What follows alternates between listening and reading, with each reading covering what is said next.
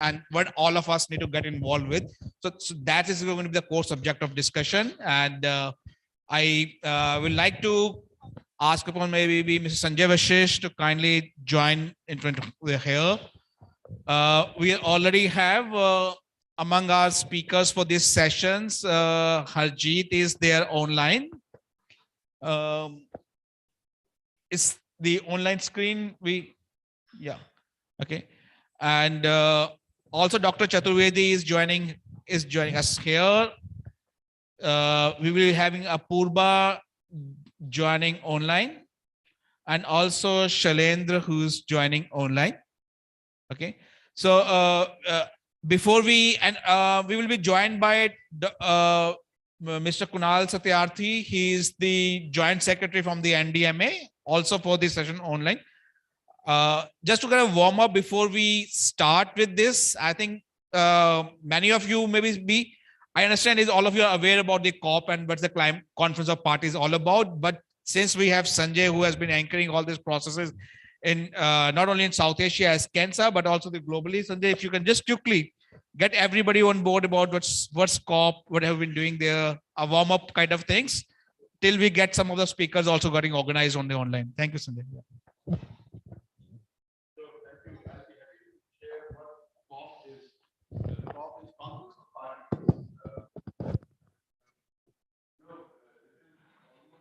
In the climate change arena, this is boom that happens every year, where climate agenda is discussed. I'll put it that way.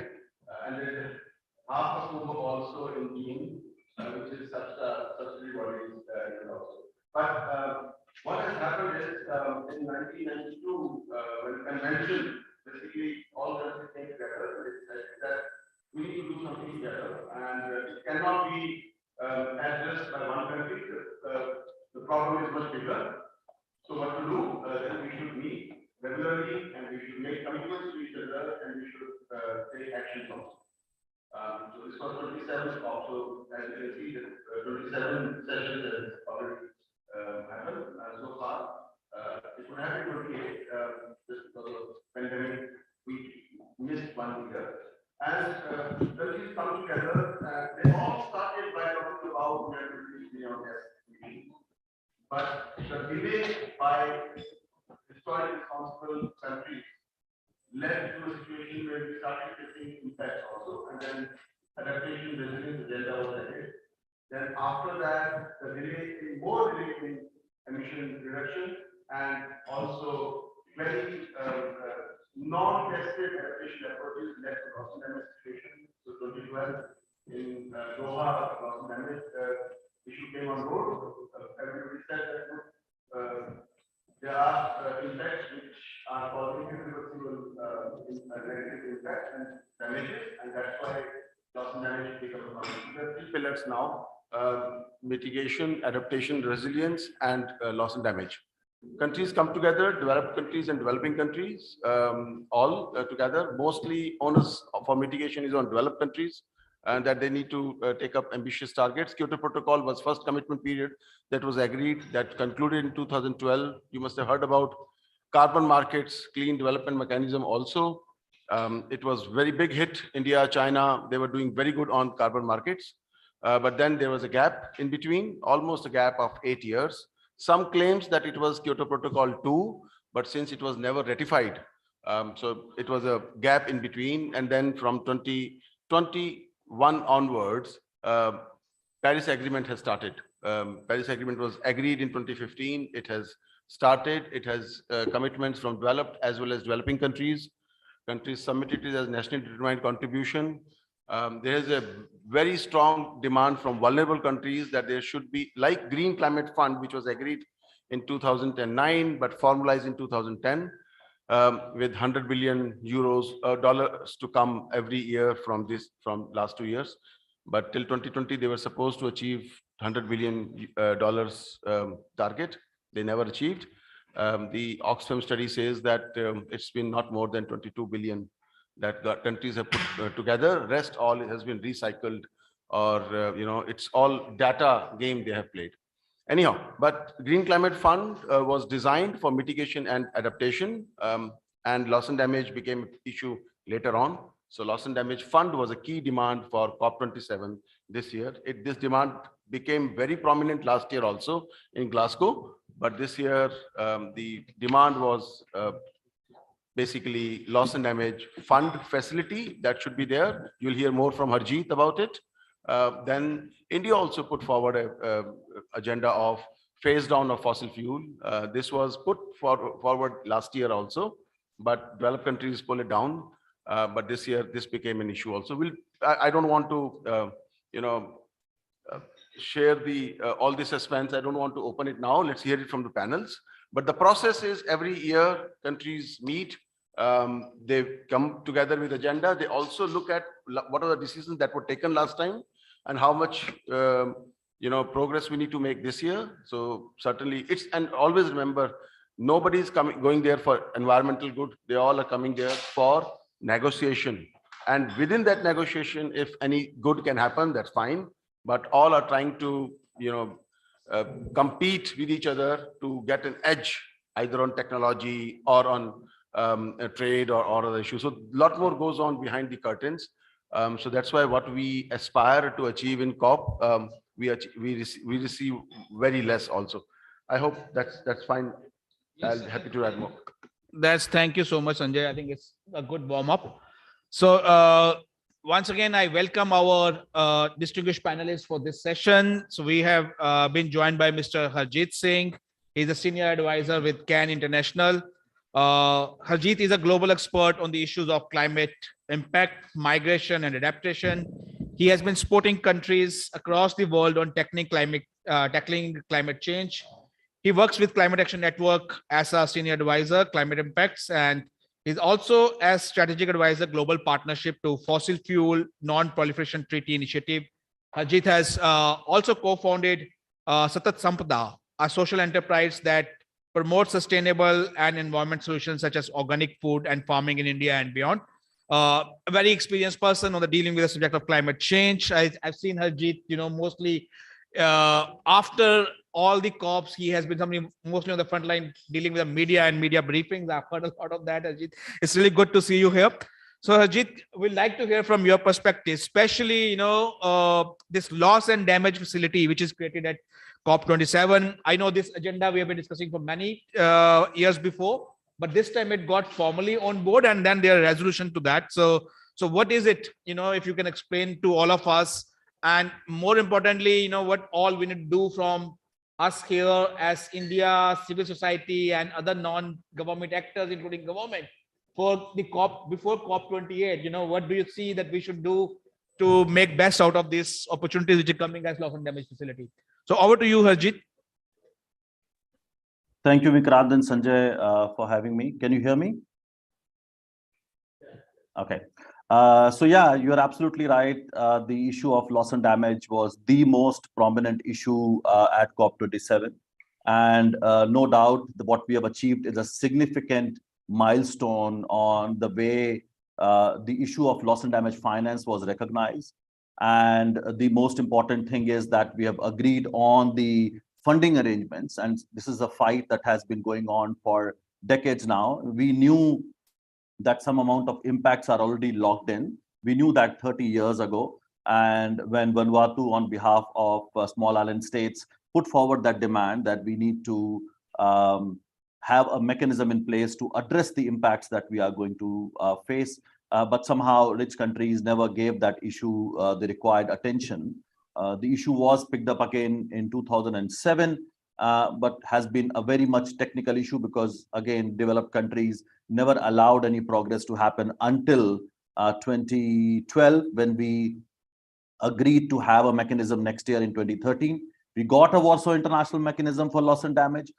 In fact, the fight was to have finance very much in there, which we got as one of the functions. But again, no discussion could happen on the issue of finance in terms of how much the gap is, how we should be raising the money, who should be getting the support, and what should be the channels. So some of those issues which we should have discussed 10 years ago have not made any progress. And that's why this COP is absolutely significant, because we achieved funding arrangements. And it's not just a couple of lines that we got that a loss and damage fund is going to be established, or the other funding arrangements are going to be looked into. If you read the decision, it's fairly detailed. It shows the seriousness in terms of the process that's going to be followed. There are very clear deadlines on how it's going to be established. And if you read the language, it talks about developing countries that are particularly vulnerable who are going to get money.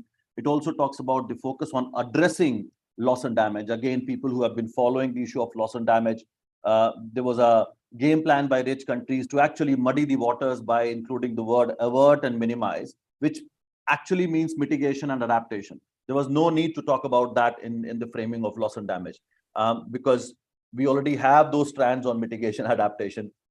What we needed was addressing loss and damage, which means helping people who are already facing climate impacts and helping them recover from those impacts.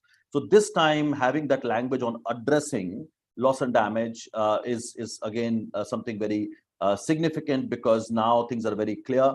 It does also talk about the sources of finance, how it's going to be, how we need to be looking into that. It also talks about various processes that are going to be now analyzed both within UNFCCC and beyond. And as I was saying, the process of setting it up has been established by agreeing on a transitional committee, which has a balanced and I would say equitable representation of developing countries from various regions. And it doesn't stop there. It also requests the Secretariat to have a synthesis report on the existing funding arrangements, and particularly looking at innovative sources. And I must mention here that this has been, again, a long-standing demand of civil society, that we need public sources of finance and to be supplemented by innovative sources of finance, which means shifting fossil fuel subsidies and putting a levy on fossil fuel extraction and a levy on international air travel and shipping, on financial transaction tax. So some of these things we have been talking for a very, very long time. And having that language in the decision is, again, something really meaningful, because now we can make sure that some of these sources are discussed. Of course, now Transitional Committee is going to work next year. It's going to be quite a busy year, where they'll meet at least 3 times and will develop details. And I must also remind everybody, it's a similar process to setting up Green Climate Fund. And as civil society, we had suggested exactly that, because you can't agree on every detail of a fund in just those 2 weeks, and especially knowing how contentious the issue has been. So we wanted that kind of, those kind of milestones in terms of first year, you agree on the establishment with some details in terms of process, which I have just outlined. They are very much there in the decision. Then next year, we work on those governance arrangements and modalities, exactly the way Green Climate Fund was established. It was announced in 2010. And then Transitional Committee looked into those details. And then there's a very clear deadline on how it's going to be and when it's going to be operationalized. There are some outstanding issues which are not going to be easy in terms of where it's going to be established. So location of it, our recommendation has been it should be established as an operating entity of the financial mechanism alongside Green Climate Fund and Global Environmental Facility. The discussion on nature and sources of finance is going to be quite contentious. Again, as I said, we are demanding public and innovative sources, whereas rich countries cannot not talk about private financing, which we know hasn't worked even in case of adaptation. And who is going to pay for, this is a far bigger question that is again going to come up. Of course, from our perspective, we are very clear. It's rich industrialized nations who are the historical emitters, and they have the most responsibility to pay, but they would like to expand the contributor base. And the discussion is not only in loss and damage stream, but also on the other streams of finance. Before and of course, who gets the support? There's also going to be on, because we are talking over 130 plus developing countries, and that's exactly where rich countries were saying who should get the money, and they wanted to limit it to only island states and only least developed countries. But the moment you think of Pakistan or Colombia or some of those bigger countries, or like Peru, who are not part of any of these formulations, what's going to happen to them? And India also belongs to that category, because if you say vulnerable countries, India is one of the most vulnerable countries, although we are a large economy. And there's no doubt that smaller countries have a first right over the fund, especially when money is going to be only trickling in. So it's really important to look into those issues. But before I end, I must also talk very briefly about how it actually happened. And again, Vikrant, as you have been saying, and Sanjay was mentioning, this has been a very long fight, particularly from civil society side. So of course, island states as governments led on it, and then least developed countries joined that fight, and Africa joined that fight later. But it's civil society that has been actually making this issue the most prominent one. No doubt, Pakistan played a massive role in keeping G77 and China together, and the devastating floods that we saw, was the trigger for them to make it from a issue to the most important issue, and that's where they put their political capital behind. But last year, again, as Sanjay was saying, it was not led by governments. It was again civil society that made sure, and especially Climate Action Network working with its allies, saying this is going to be the most important issue, and in fact, for us, the litmus test for COP26.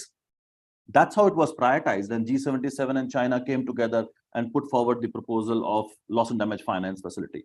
And since then, we have been working tirelessly, not only to provide technical inputs, and I'm happy to share the technical paper on the chat. And you can see the and now we can very proudly say that the paper that we published in May this year, and if you compare that with what came out finally, it's a replica of that. It draws so much from the technical paper that we developed, which is almost like a blueprint. So really important to recognize, sometimes we underestimate our role and what we can achieve as civil society. This is a clear example of what we can offer. So not only on the technical side, but the pressure that we built on the outside through media, and not just putting it in the media. Nodes of Climate Action Network were reaching out to governments in the US, in European Union. When Switzerland was blocking it, we had meetings with them. So there was a lot of background work that happened to push them and engage with them and reject their proposals or provide constructive inputs on how it can be improved. So all that led to a situation, and especially the US, with just a few weeks ago, and you all must have heard Secretary John Kerry saying it's just not possible. Who has $1 trillion and who can come up with a fund in 6 weeks? Look at, we have done it. And US had to come on board despite the negative results of the midterm elections. So we didn't pay heed to what was happening domestically in the US. We just said we don't care, because what's happening in our countries as climate, when we are facing climate impacts, is far more important than what's happening in your country politically. So really, we changed the game this time, and I want to underline that point, because largely we have civil society talking about it. So it's a leaf that we should take from this experience, when we continue to fight. And of course, as I said, fight is not over. There are a number of more issues which we have to work on. And especially for India, it's going to be quite massive because India is not going to be on the front line of receiving this money, but India can play a very important role in defining how it's going to be established. And a lot of learning and exchange can happen.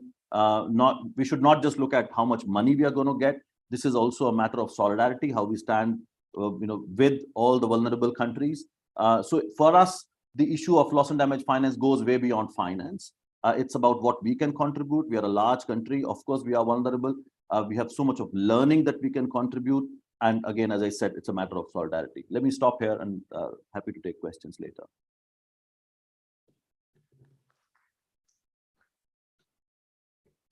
Thank you. Thank you so much, Harjeet. I think that really helps to see that, what this finance facility is, and, what various stakeholders, now could be doing about it. Our next speaker is Ms. Apurva Mitra. She's the associate partner with KPMG India Online. She has been very active, at the COP27. Apurva, especially your LinkedIn updates have been very helpful, and I will put it on record here. Myself have benefited a lot from that. So Apurva is associate partner with KPMG in India's ESG practice. As a climate, energy, and ESG specialist over the years, she has focused on solutions around deep decarbonization, ESG transformation, energy transitions, carbon markets, green finance, platform building, energy modeling, sustainability reporting, and strategy of the corporate social responsibility. She's worked extensively with the corporate sector, but also worked closely with the government on policy. And in her previous role, she was the head of the climate policy and modeling at WRI India. Thank you, Apurva, for joining us here. And we will like to know, again, coming back from your specialization and expertise, what the private sector, the climate finance and market mechanism, and the way ahead for them in India. And what do you see that, how we should get ready for the COP28 as the private sector players? Over to you, Purva. Thank you so much, Vikrant, for the question. And I'm glad that you found the LinkedIn updates useful. I think that was the intent, to provide regular updates, especially for those who are not at the COP. So with regards to your question, I think these are a number of specific topics, private sector, climate finance, market mechanisms, which is a lot to cover, but I'll try to keep each point short.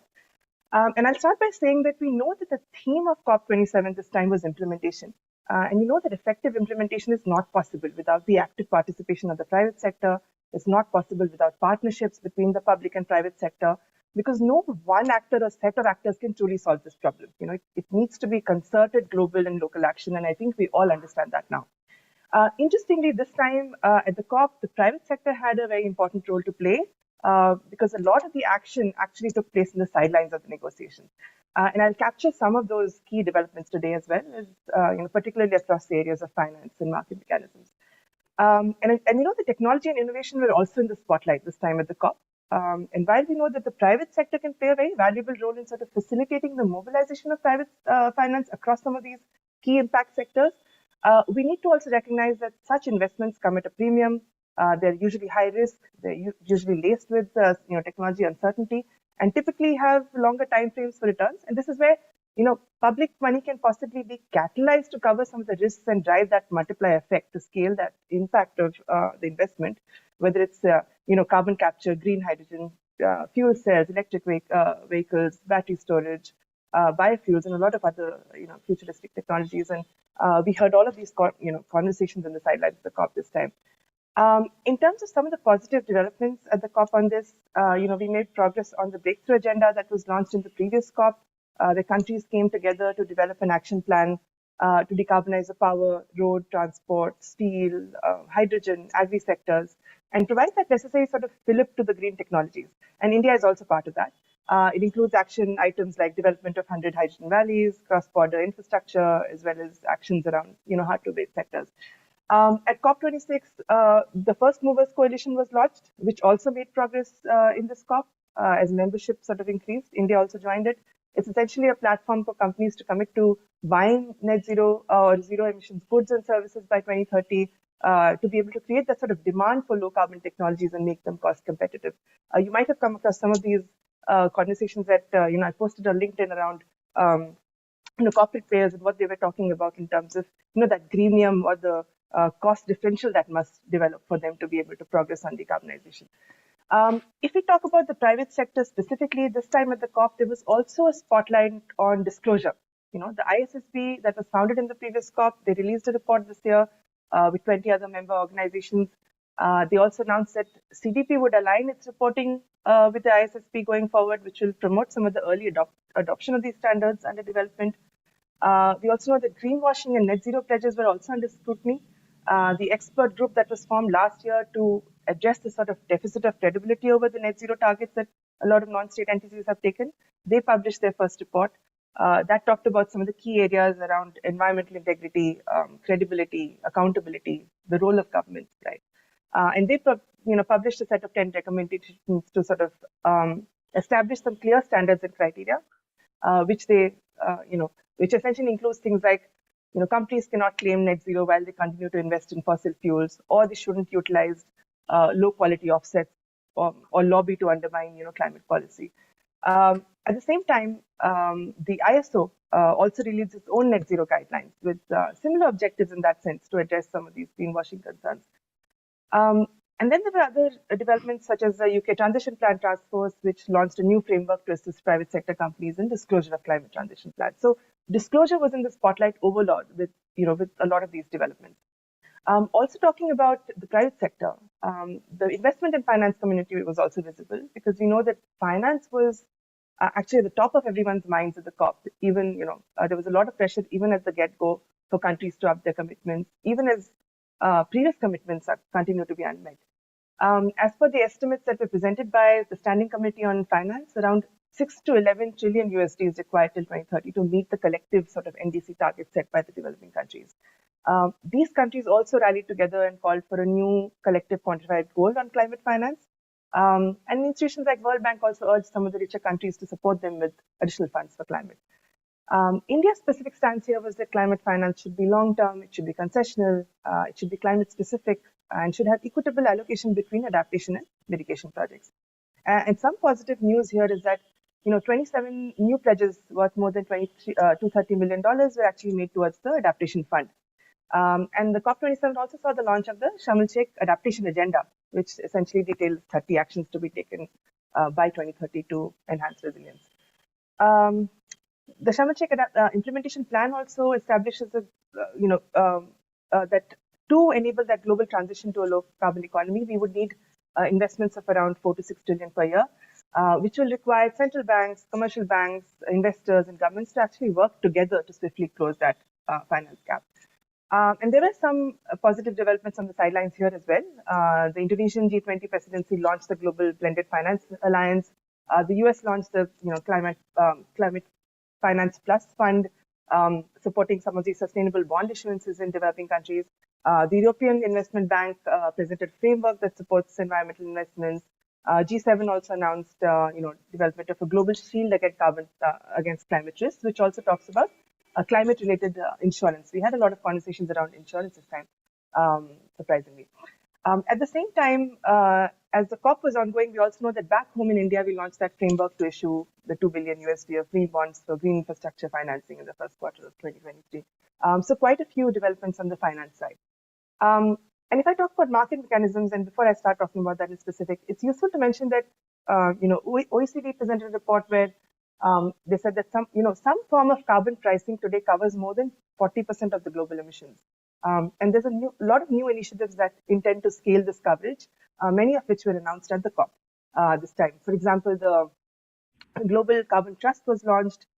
So was the Energy Transition Accelerator, which is a sort of carbon offset scheme which will allow US businesses to purchase carbon credits from LDCs. The Africa Carbon Markets Initiative was launched, which aims to sort of scale the voluntary carbon market with higher quality credits within the region. Canada launched its own carbon pricing initiative called the Global Carbon Challenge. So a lot of positives there. But in terms of actually operationalizing Article 6, which essentially defines that framework under which a lot of these market mechanisms will operate and thrive, that made limited progress this year. We already had made good progress in the last COP on Article 6.2, 6.4 in terms of rules, modalities, procedures, but there were a lot of pending issues that we needed to figure out in this COP, which we didn't, unfortunately, didn't end up tying down completely this year either, and it was pushed to next year's agenda, which includes things like, linking registries, greenhouse gas removals, and emissions avoidance, whether it qualifies under the mechanisms, issues around authorization, and several others. I sat in on some of these meetings at the COP and realized that there was still a lot of conflict and around that. But there are some allied sort of positive developments around the EU launching a capacity building project for developing countries to enhance readiness for Article 6. The work program on increasing dialogue with private sector was also commenced. A lot of countries, I think more than 60, have joined Japan's Article 6 implementation partnership, which focuses again on knowledge sharing, capacity building. So there are a lot of progress that was made there. But I'll keep it short. In closing, I'd just like to say that, today, given the limited carbon budget and the window that we have, and that sort of window is fast closing, without the private sector's participation, we will essentially never get there. So corporates need to start setting targets that align to science. And there's been a lot of companies which have done that in the last, I would say, decade. They need to help scale up these innovative solutions, mobilize finance, and support the movement towards transition that is just and sustainable. And especially in India, we have the unique challenge of decarbonizing, even with a lot of development imperatives. 30% of our population living under poverty, 20% without proper housing, almost a quarter without electricity. And just on our own, within our country, we need $17 trillion just to meet our long-term targets by 2070. That's almost 5 times our current GDP. And I think one of the next speakers may be covering the LT-led submission that India made, so I won't delve on it. But I just want to say that it's a tall ask and can be only made possible with the active support of the corporate community. Thank you so much, Apuba. I think that was a very interesting sharing, and we'll come back to you.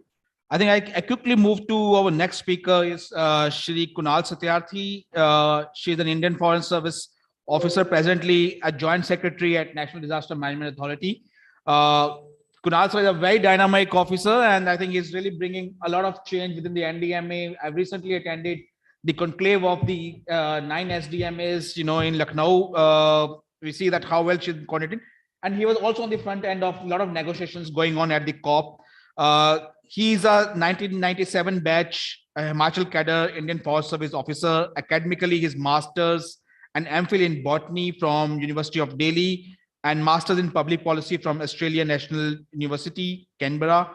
And apart from, he holds degrees and courses on various aspects of environment and forestry. He's currently the Joint Secretary at National Disaster Management Authority in Policy and Plan Division. And as I said, that he was really at the COP, handling a lot of negotiations from India perspective. So, sir, over to you. We'd like to hear from you. How do you see this COP27 outcomes for India, and what's your suggestions for us now as a group of civil society, private sector, and the stakeholders? How we should get up and partner with you on a road and journey to COP28. Over to you, sir. And thanks a lot for taking out your time. I know. Thank you so much, Vikrant Mahajan. Thank you so much for those nice words, which I don't deserve most of them, but some of them are factual about master's degree and all that. Thank you so much. I can see Harjeet also. Thank you so much for inviting me for Decoding COP27. I'm extremely sorry I am not offline. I'm actually rushing into a 10:30 a.m. forest fire national workshop at Bangalore. So all the disaster from floods to forest fire is a journey in 2 days. So about COP27, I can only highlight 2-3 things to all the esteemed audience that has got online or offline, is that I was not looking at the tricky world of mitigation. So I was safely cushioned in meeting rooms, which we're talking about adaptation and loss and damage, but suddenly the mitigation guys were at a loss, and loss and damage guys were in the center of the whole thing. So I'll tell you briefly about how that happened and why that happened and what it leads towards. I'll not tell you the insights. I don't have the time. I just have 10-15 minutes to talk, but someday I'll elaborate as to how the whole thing unfolded. Harjeet knows a lot of tricks about those. So having said that, what is important to realize that this COP27 is the movement towards Article 7 and Article 8 of the Paris Agreement and going back to the convention. I'm not going to the legality of the whole thing, but on the adaptation perspective, I think the whole this COP started as an implementation COP. This COP was supposed to be, everybody expected it. No COP start with a HOD's meeting in Cairo on loss and damage. So this COP had the traction. I am also aware about the amount of work that the presidency did in traveling back and forth to New York and the European Union headquarters to get the desired traction. So it was building up as a loss and damage COP, but having said that, it was still a very tricky zone to play on. Very important to look at those. I will not talk about adaptation. I know I have negotiated. India is now submitting adaptation communication for the first time. IIT Delhi is anchored that. We have 6 working groups in the country trying to write a adaptation communication for the country.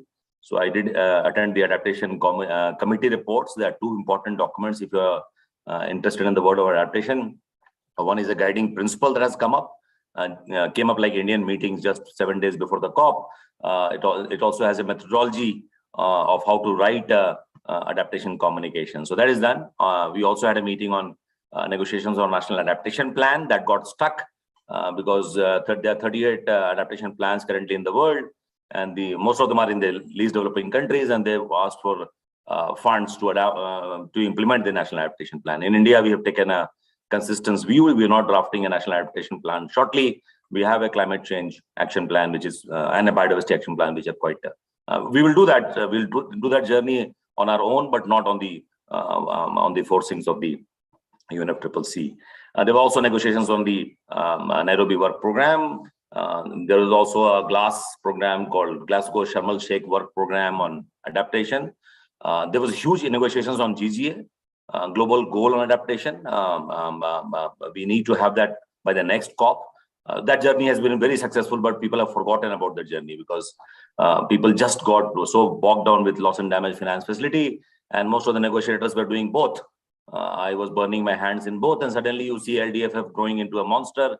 you forget about GGA. But GGA, there's a decision on GGA. Please remember that.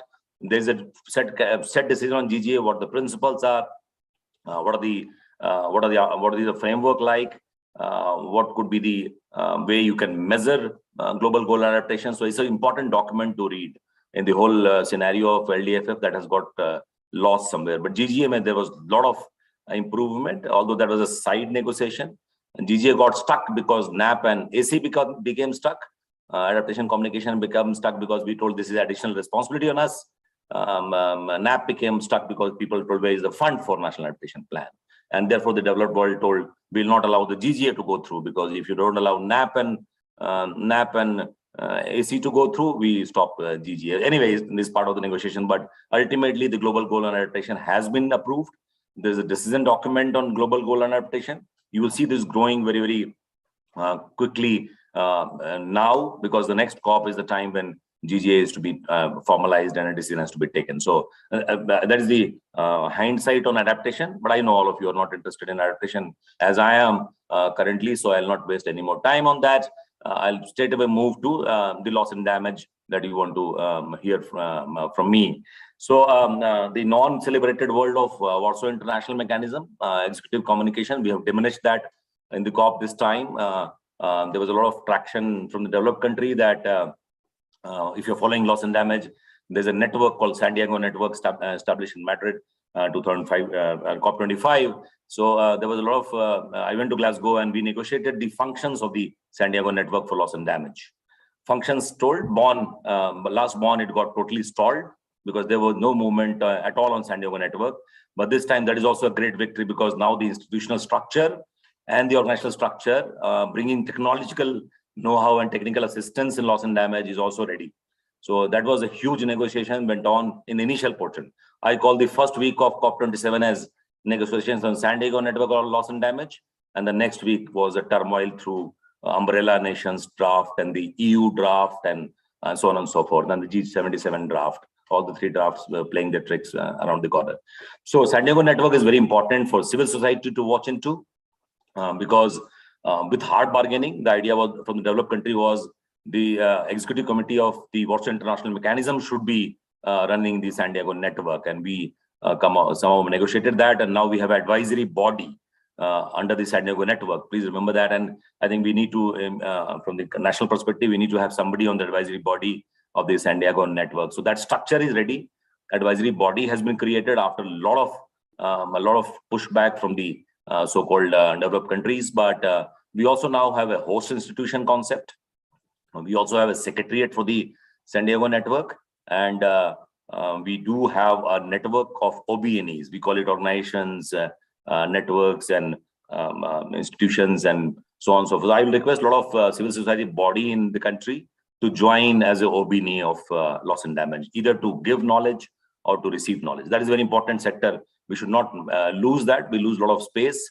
I think it is important to connect, if you're working in the world of OBNE, to the network as such. Network would be in shape by COP28. It is very, very, in that decision, although it was a long negotiation and standard ways to hold India and China accountable for most of the people who love mitigation.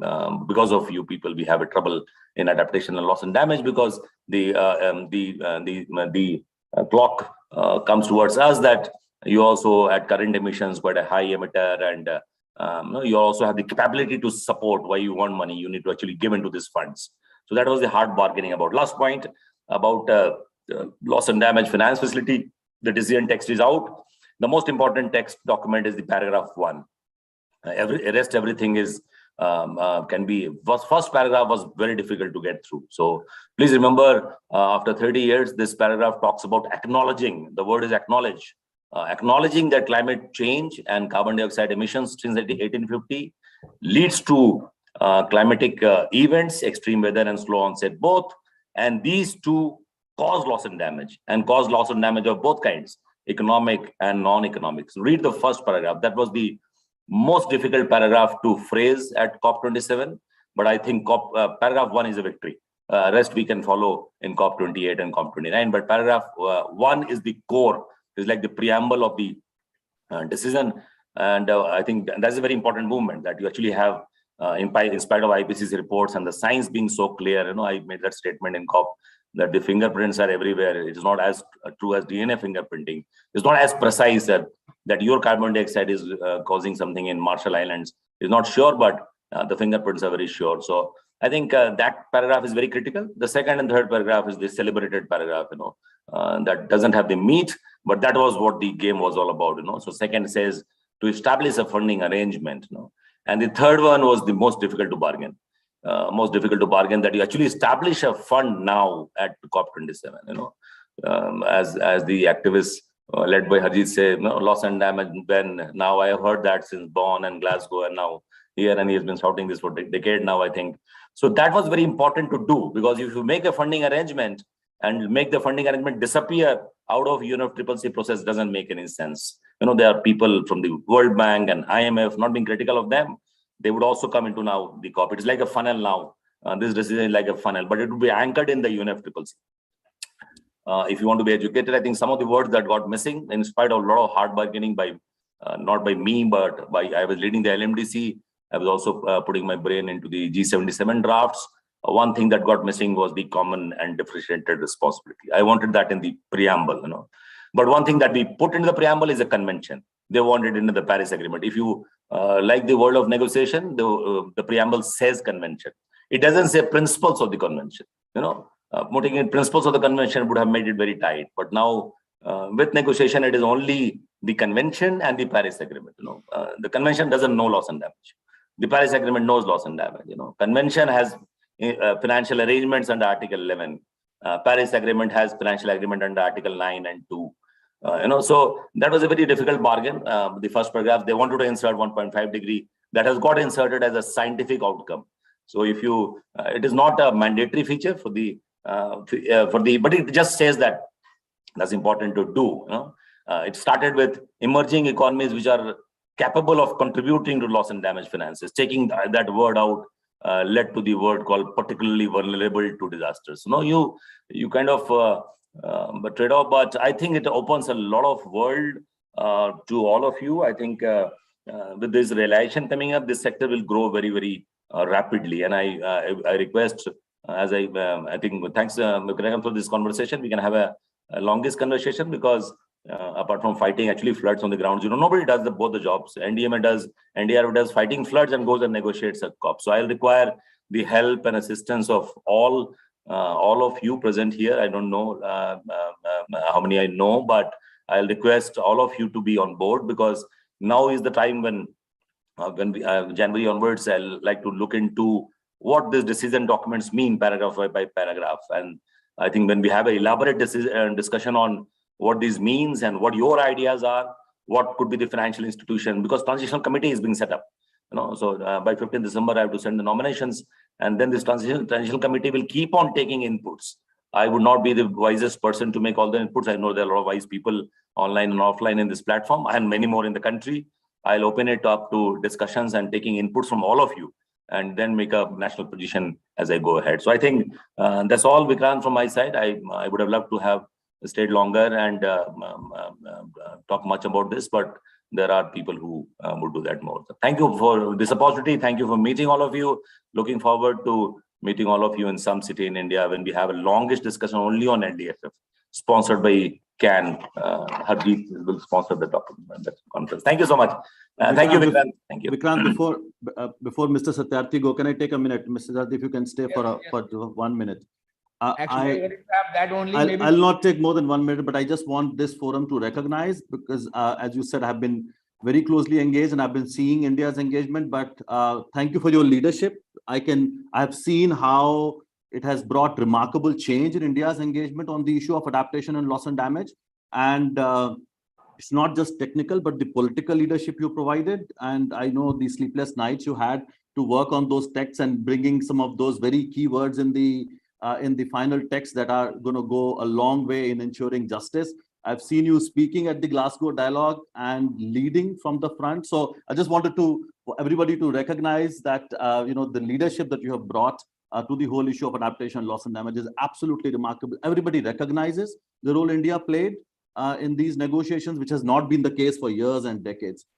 So it's a marked shift that we have seen. And thank you for your engagement. As you very rightly said, there's so much to learn from. In fact, before you arrived, I was saying, for us, it's not just about finance. For us, the engagement is going to bring so much of knowledge. And thank you also for underlying the role of Santiago Network. So just wanted to thank you for your leadership. Thank you, Harjeet. It was great on the sofas in front of plenary in Nefriti. After a hostel days, sleeping on the sofas were very nice at 4 o'clock at night. Thank you.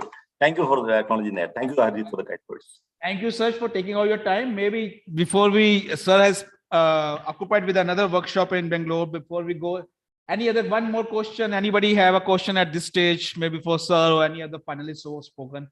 Also, maybe anybody from the speakers also.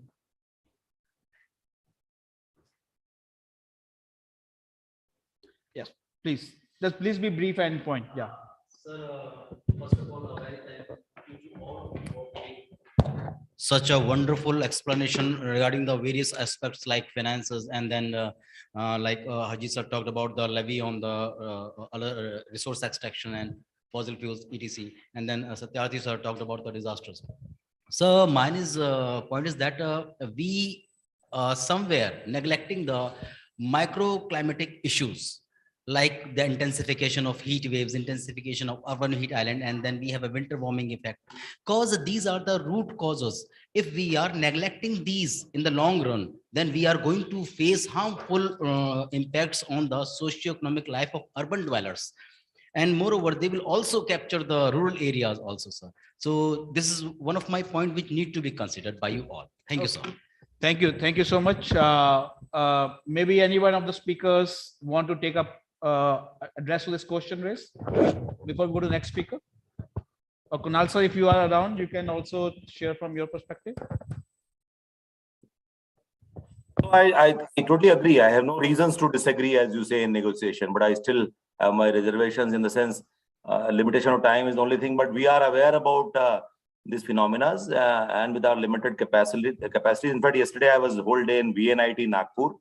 Believe me, on Saturday, I visited the VNIT campus. We are trying to encourage VNIT to make a heat action plan, model heat action plan for Nagpur, which could be replicated after a due process of comments from everybody who works on heat action plan. But that world we are aware about and we are working on, engaging with the institutions. We don't have all the technical know-how, but VNIT, PHFI, IIHS, all of them are in tandem. We are trying to work on you'll see a lot of work happening on cold wave and heat wave as we go ahead in next 2 months. So that's a promise from my side. Thank you so much. Thank you. Thank you so much. So we'll come. Thanks for your offer also to stay connected on these issues. I think we'll come back from the outcome of this today's workshop. But beyond that, what we are together is seeing as an India position, and then how we work with the NDMA and other authorities, to take the mission ahead collectively. Thanks a lot for your offer for that, sir. And with this, I'll move to our next speaker, is Dr. Vaibhav Chaturvedi. He's here with us in the hall. Vaibhav is an economist who leads the council work on low carbon pathways. His research focus on energy and climate mitigation policy issues, especially those impacting India within the integrated assessment modeling framework of the Global Change Assessment Model called GCAM. His recent work includes studies on pathways and policies for achieving India's nationally determined contributions and mid-century strategies within the context of sustainable development and national priorities, the climate policy, energy, water nexus, transportation, energy and emission scenarios, HFC emission scenarios, and the nuclear energy scenarios for India. So we see the ambit of the range of research and experience Dr. Vaibhav carries with him. So Dr. Vaibhav, thanks for joining us here. We look forward to hear and your opinion on implementability of the extent of in long-term low emissions and development strategies submitted by India in COP27. I think that's one of the significant release from India. So we like to move here, help us understand what it is and what all of us can contribute it to. Over to you, sir. Very, very good morning to all of you. Thank you, Vikrant, and thank you for your kind invitation. It's great to speak along with all the excellent fellow panelists and dear colleagues and friends. I'm in person here, so I'll probably take this opportunity to make this more interactional. If that just to get up the energy in the room. So I will be talking about India's long-term strategy, right? So the government of India released something called the long-term emission strategies towards low carbon development at COP. this week, right? And the larger context of this strategy document is net zero, right? So as many of us, you know that the Prime Minister announced at the last COP at Glasgow something called net zero, and the Prime Minister said India will achieve net zero in 2070. So my first quick question, just a show of hands, how many of us think 2070 is very far? 2070 is 50 years from now. Isn't it very far? So how many of us here think, no, it is not so far? Just show of hands. It is not so far. It is okay to have a 2070 strategy. Okay, 3 people, 4 people. Everybody else thinks it's too far. 2070 is 50 years down the line, right? It appears to be very far, right? But of course, every country had to say net zero, and many countries, especially in the developed world like US, Europe, everybody said 2050 net zero. China, for example, and Indonesia said 2060 net zero. India said 2070 net zero, right? So there is a reason why the government of India said, first of all, 2070 net zero. But that was last year. This year, we released a document, and the long-term strategy every country had to submit. And the idea of this document is that what is the strategy to achieve your own net zero goal? So that's why I'm asking about net zero. It appears to be very far, 50 years down the line. But the idea of the strategy document is, okay, what do you need to do? What does the country needs to do to achieve a net zero? What should be a strategy towards that particular goal? Now, let me say this. Many colleagues here, it appears from the response, and that is actually wherever I ask this question isn't 2070 very far away? It's 50 years down the line, right? Very far away. And I get a very similar response. 60-70% people say it does appear to be very far. We need to think about maybe 5-10 years horizon. But think about a power, let's say power plant. What is the life of a power plant? Any idea? What is the life of a power plant? Any random guesses? Sorry? 60 to 90 years. Okay. Any other guesses? Sorry? 40. Yeah. So generally speaking, 40 to 45 years is the average lifetime of a power plant, technical lifetime.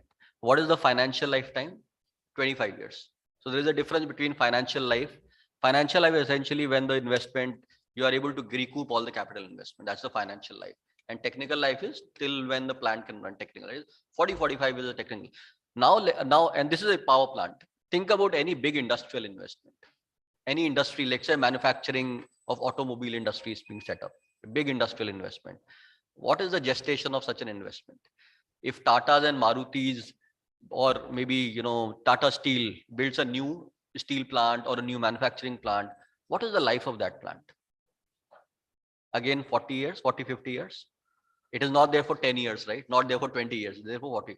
Now think about 2070 net zero, right? 2070 net zero is actually not too far.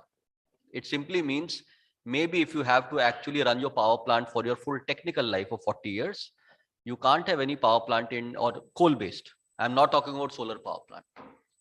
Any coal-based power plant, we can't have beyond 2035, right?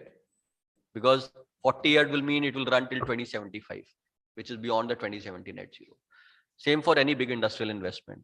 Any investment that has a gestation period or a capital gestation period of 35, 40, 45 years, these industrial investors have to make a decision today or maybe in 8-10 years, right? So that is why this net zero commitment is not actually a very far. It appears to be 50 years, but for decision makers, for investors who are putting their big money on the table, it is just 10-15 years from now when they will have to start making some very important decisions in their portfolio, right? Now that is about net zero. So what does the long-term strategy document talk about? The strategy document says, well, how as a country, we need to go ahead. And many countries have submitted long-term strategy documents. Many countries have something called midterm targets also. For example, the UK and the US, they say they have 2050 net zero. They say, well, their economies their power sector will go to net zero by 2035. So they have an economy-wide 2050 net zero target, but they say their power sector will go net zero by 2035, right? And net zero means, some sectors are allowed. So when we think about net zero, maybe many colleagues are not aware about the term. Net zero simply means think about the plus and the minus. Right? Think about the plus and the minus. The plus is essentially some sectors that continue to emit, where the technologies are not available. It's very difficult to mitigate. So let the plus. Some things are allowed. And then there is minus. What is minus? All the trees we grow, right? Trees are sequestering from the atmosphere. That is minus.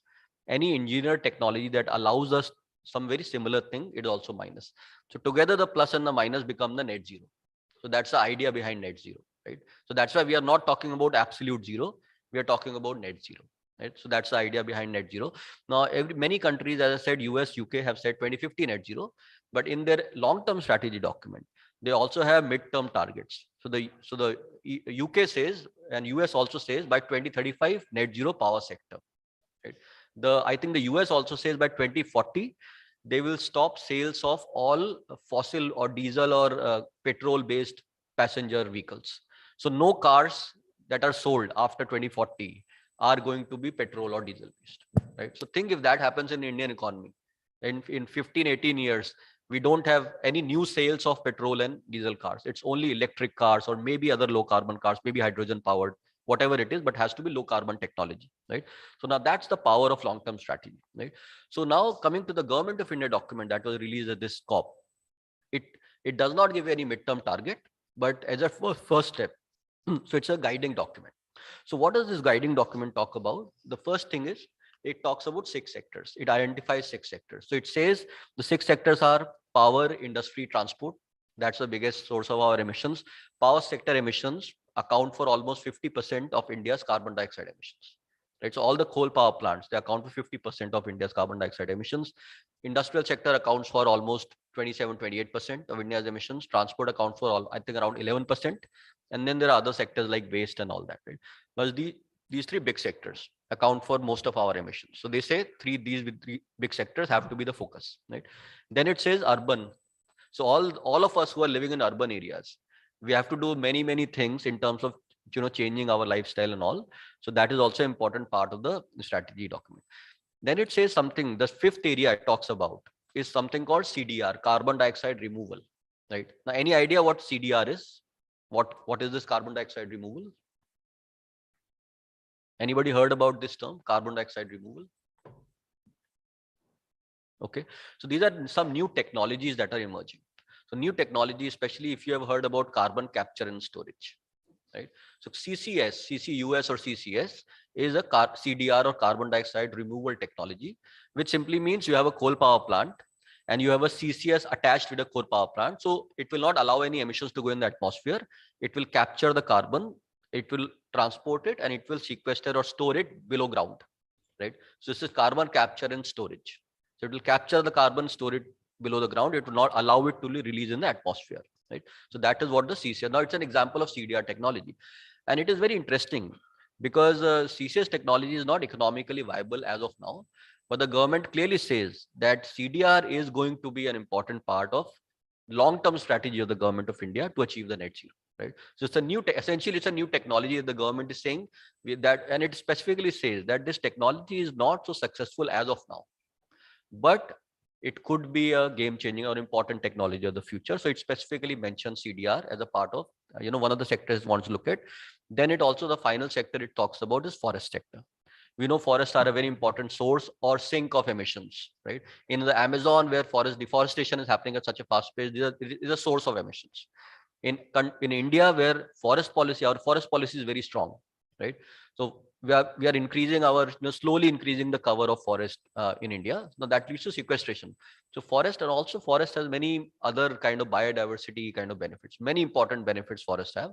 So the government very clearly says forest is also one of the sectors that is going to be a part of India's long-term strategy document. Now this is the 6 sectors it talks about. Then it also talks about finance. As we know, as many speakers have already talked about, investments and finance are something very critical. It is very well known that all the money or all the capital is on the global north. So all the rich countries of the world is where the money is. But it's all the developing countries of the world, especially the global south, where the need or demand for this money is, right? So we need to bridge this gap of where the supply is and where the demand is, and find innovative ways to bridge this gap. So which is essentially the issue of finance and investments. And there is a dedicated kind of discussion in the long-term strategy on this particular aspect, that what kinds of new instruments we need to think about for getting the finance, especially low-cost finance. Low-cost finance is very important for us. We don't need finance at a very high rates.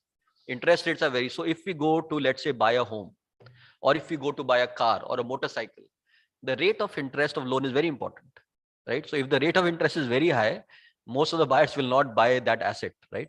It is exactly the same thing. Any investor who's making a decision, if the rates of interest are very high, the investor will not go ahead with that decision. So it's not about just getting money or finance. Banks can keep us offering money, but we will take it only if the rates of interest are lower, only if the cost of capital is lower. So exactly there's something very similar here also. So all the big investments, what we need is low cost finance, not just finance, but low cost finance. So that is what the document specifically talks about. The developed world should give us some kind of low cost finance for supporting our transition. So that's finance. Then there is a dedicated chapter on something called life. So how many of us have heard about life? The Prime Minister announced something called life, mission life. Anybody heard about the mission life? Yes, it is lifestyle for environment. It is a very powerful thing. And the Prime Minister talked about in Glasgow about, so what is life about? Okay, how many of us here run an air conditioner at, 27 degrees Celsius, 27 degrees. Okay, very few. How many of us here run ACs at 23, 24 degrees? Many, right? Most. So what surveys tell us that most Indians run air conditioners at something around 21.5 degrees. Most Indians, 21.5 degrees, right? The moment you start running your AC from 21.5 to 26, the savings in electricity is phenomenal. It will reflect in your own electricity bill, but from the environmental point of view, it reduces energy consumption, it reduces emissions. Now that is the power of lifestyle. It is about all of us. And this is only one example. If we start taking, public transportation, instead of taking car, you take a metro. Now, these are many, many examples. But these are what people need to do, right? So what this particular chapter talks about, three very interesting things. It says we have to create those nudges which help people to move. People like you and me to move away towards a sustainable lifestyle, right? Because current lifestyle is not so sustainable, right? So first is about creation of nudges. Second, it says that industries should be scaling up. So in industries and communities should be scaling up these sustainable actions, right? So it's individuals and then it's communities and industries. And finally, it says there has to be policies to support the sustainable actions towards life. So it basically talks about all the most important actors, citizens, communities and industries to scale up. And then finally, the government to create a policy enhancing framework. So those are some very important things this life chapter talks about. Then it talks about something called research and development and innovation. And as we know, in India or any developing country, our investment in research and development is very, very low, right? So it very clearly says for achieving our long-term net zero target, a very important part of the strategy has to be investment in research and development. It could be technologies like battery technologies, it could be hydrogen, it could be whichever low carbon option, but only through research and development and innovation, we will be able to achieve the power of these technologies and achieve towards, our net zero goals. So there is a dedicated chapter on R&D. Then it talks about the importance of adaptation, resilience, and international cooperation. So this decarbonization debate, we are not alone in this. As we know, it's conference of parties happens because it is a global debate at the United Nations level. So all of us are in it together. So that's why the role of international cooperation is very, very important. And in fact, India created something called the International Solar Alliance. If you know, in 2015, India created something called the International Solar Alliance. What is it? It is the example of international cooperation. Many countries were come together to create this. India also created something called the Coalition for Disaster Resilient Infrastructure, CDRI. Another great example of cooperation, right? So international cooperation is very important in this whole decarbonization and long-term strategy and net zero debate. That's also it talks about. So very powerful document, but it's a guiding document. What is missing here? Well, some midterm targets are clearly missing. So this is the first step.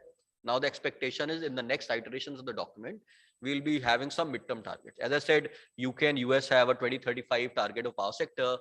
India can also have similar midterm targets, 2050 targets. So our net zero is 2070, but 2050 targets, we can think about sectoral targets, economy-wide targets, but there will be some midterm targets based on some modeling analysis. So modeling analysis is generally used, economic modeling is used. That's a kind of work we do. It's a very powerful tool which helps guiding us towards understanding us these are sort of midterm targets and all. All countries do this kind of scientific modeling exercises. So that is one thing. Second, very interesting thing. That's my last point. That is kind of missing in this document is some mention of carbon pricing. So how many of us here know that the government of India has announced something called a carbon market, our own domestic emission trading scheme? Any idea about this? Right. So the government of India has already announced something called India's Emission Trading Scheme, right? So, and there is a bill, which is an Energy Conservation Amendment Act, which has already been passed in the Lok Sabha. which says that India will create its own carbon credit trading market, essentially its own. So if you have heard about the European Union emission trading scheme, where carbon emissions or greenhouse gas emissions are traded, something very similar is set to happen in India. It's a very long-term thing. We are just in the very beginning stages, but that Lok Sabha has already passed it. It's expected to be passed in the Rajya Sabha very soon. But it's an emission trading scheme. What emissions trading schemes do, they put a price on carbon. Pricing carbon is very important, a very important strategy. Essentially, you are putting a negative value on carbon emissions because carbon has this global warming impact. So putting some negative value on carbon is called carbon pricing, right? And there are different ways to do it. The government of India has chosen something called a carbon credit trading scheme, through which it will put a price on carbon, something like that. Of course, there are many technical details. I will not go into the technical details, but this is very important development, right? And the long-term strategy, now it's very clear the government has adopted carbon pricing as one of the strategic elements. Ideally, this document should have had the carbon price very clearly mentioned because it's already passed in the Lok Sabha. So that is probably the only thing that is kind of missing in the document. But as I said, this is the only first iteration.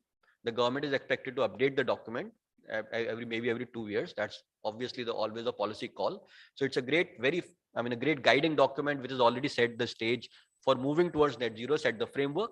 And now it will be kind of detailed out and many things will be added as we go along, right? So maybe that's where I will stop here and happy to, take questions in the time allotted. Thank you so much.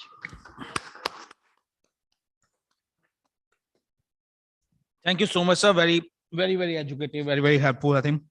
You covered a range of issues in this, and also look at not the long-term strategy, but what's the gaps onto it.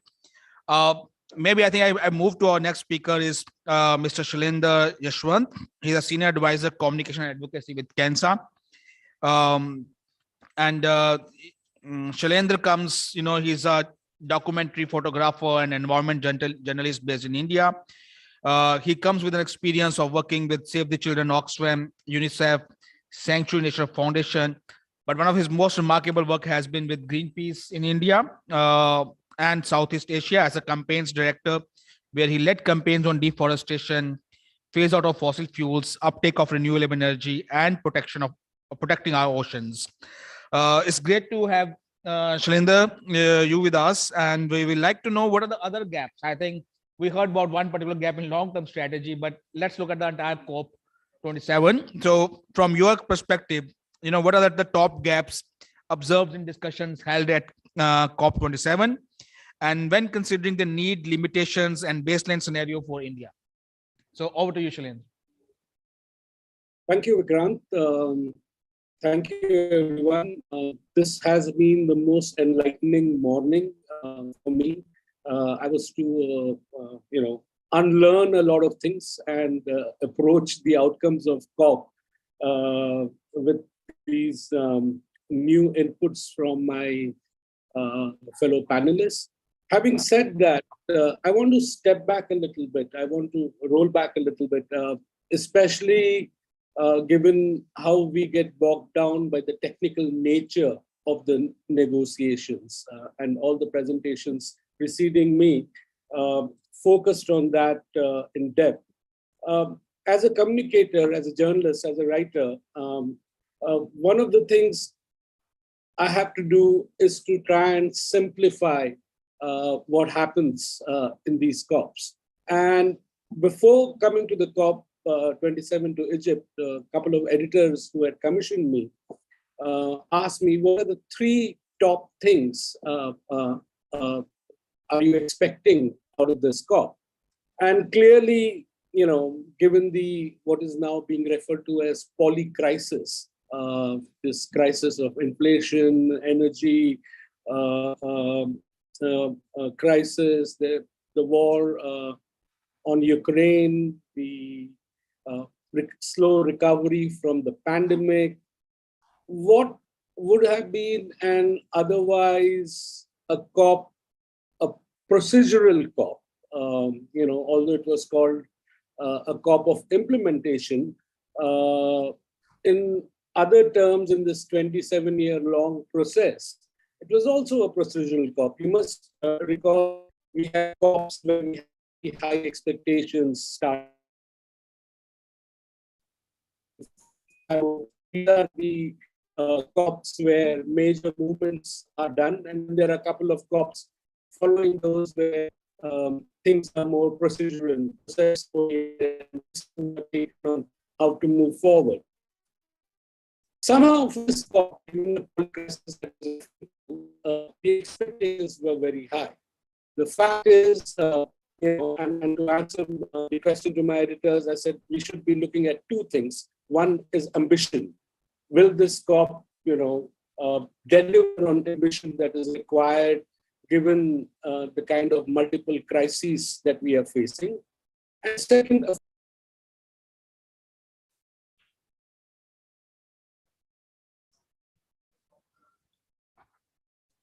I think we lost Shailendra over the connectivity.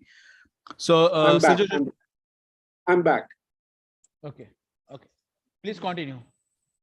Yeah. So second was on finance. Now, on both fronts, the COP failed us, and especially for ambition. Much has already been said about the progress on global goal on adaptation, the progress on loss and damage, but mitigation discussion was missing.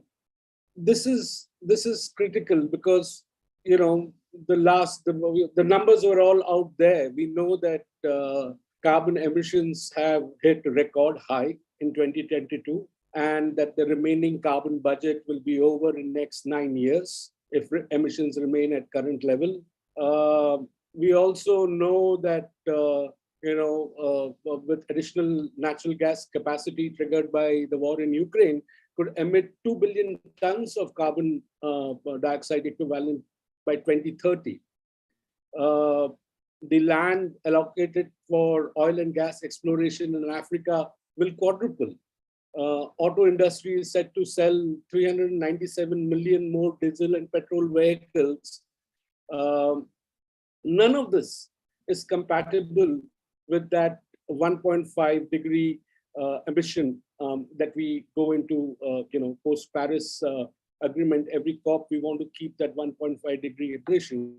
And I think missing that crucial discussion and progress on mitigation is a huge gap. The second thing,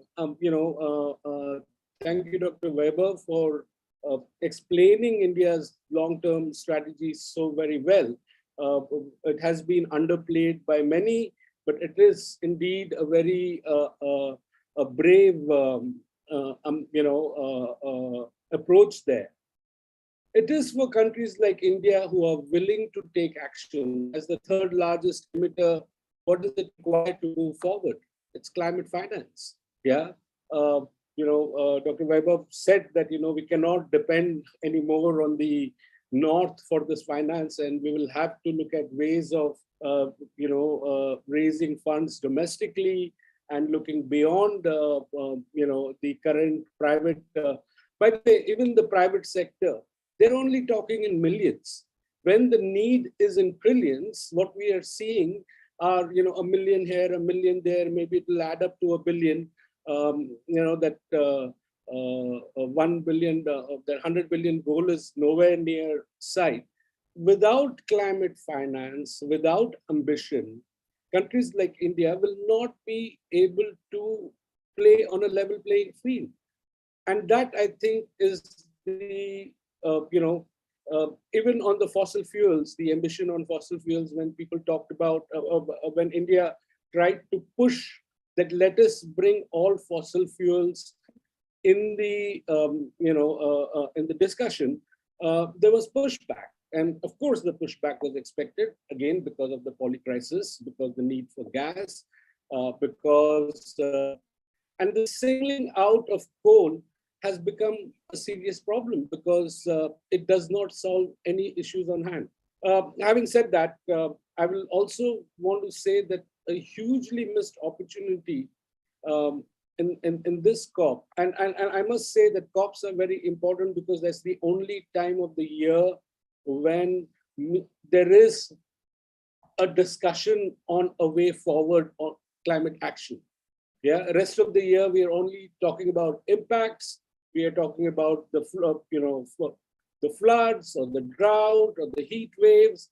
But it's only around November, December, around the COP, we start talking about what can be done. And I think there is a very, I would say, huge gap between what we are suffering, not only in India, but in South Asia or in all developing nations, in the island nations, in communicating the need for urgency, yeah, on these actions. This urgency is not coming across through COP. For India, one of the only, I think, 70 countries to put forward its long-term direction, and also listing out its needs.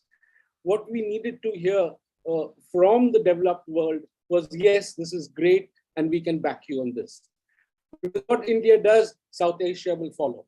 Yeah, let's be very clear that. But what we have right now, unfortunately, the final text, it merely keeps the processes alive till the next COP. There's I really congratulate Harjeet and the civil society and all the countries and Pakistan for getting that loss and damage fund. But it's agreed on, its shape and scale is the question of next 2-3 years. And are we going to focus only on loss and damage? Where does the discussion on mitigation and ambition come through? So I'm going to stop here on this note. But these for me were key issues, and I came away disappointed that COP27 couldn't push forward on ambition, on climate finance, and on the urgency that is required. Thank you. Thank you, Vikram. Thank you, Shailendra. Certainly, I think there's the big achievement with the climate finance, and but there are more aspirations. We continue our efforts towards the next COP. Our next speaker is Mr. Ramesh Babu. He is the Executive Director of AFICO India. AFICO, an organization who works very close to communities, working with communities, on a range of issues, from relief, disasters, and climate. Ramesh sir, from your perspective, how do you see the localizing this climate action? What are the challenges you see that in integrating the climate and disaster lens to our development programs, especially at the district level? And from your experience of AFICO, I know the climate responsive disaster management plans which you have been working on. So what's your thoughts from your, and how you see the more and more communities can be mobilized towards that? Over to you, Ramesh sir.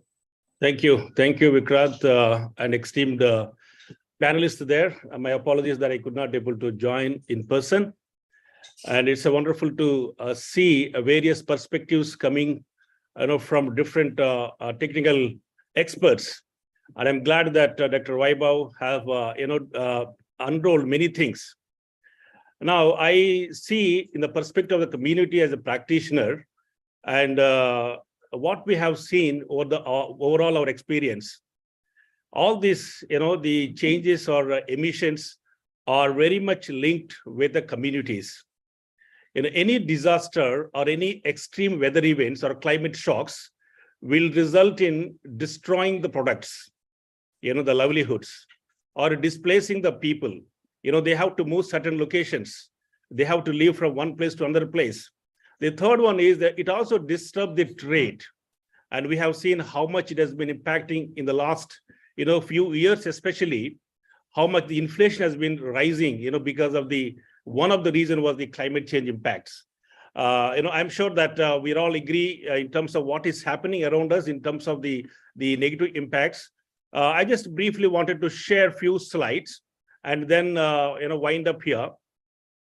I'm aware about the timing also. And this is the COP where, I was part of it along with the other colleagues, especially from the Climate Action Network South Asia team. And it's so glad to see that the Indian government was quite involved in this COP. And this COP, as we all know, that is called as a together for implementation. That was the theme. And as Arjit and others said, it was not fully successful 100%, but loss and damage, it was. It was able to come through some extent where the communities now can able to get benefit. We are hoping that whenever there is a disaster and loss and damage happens, there is some extension of support will be given. The other way, Indian Pavilion, Dr. Vaibhav talked about Mission Life, where we have been part of our Indian delegation, taking up these are the community issues to the high-level negotiators, and how do we engage local governments? How do we engage at a district level? So there is a lot of information. There is a lot of frameworks we have in place. Be it Paris Agreement, Sendai Framework for Action, or SDGs. But now we need to take them to the ground zero because of these impacts. Dr. Vaibhav mentioned about all those impacts, and also one of the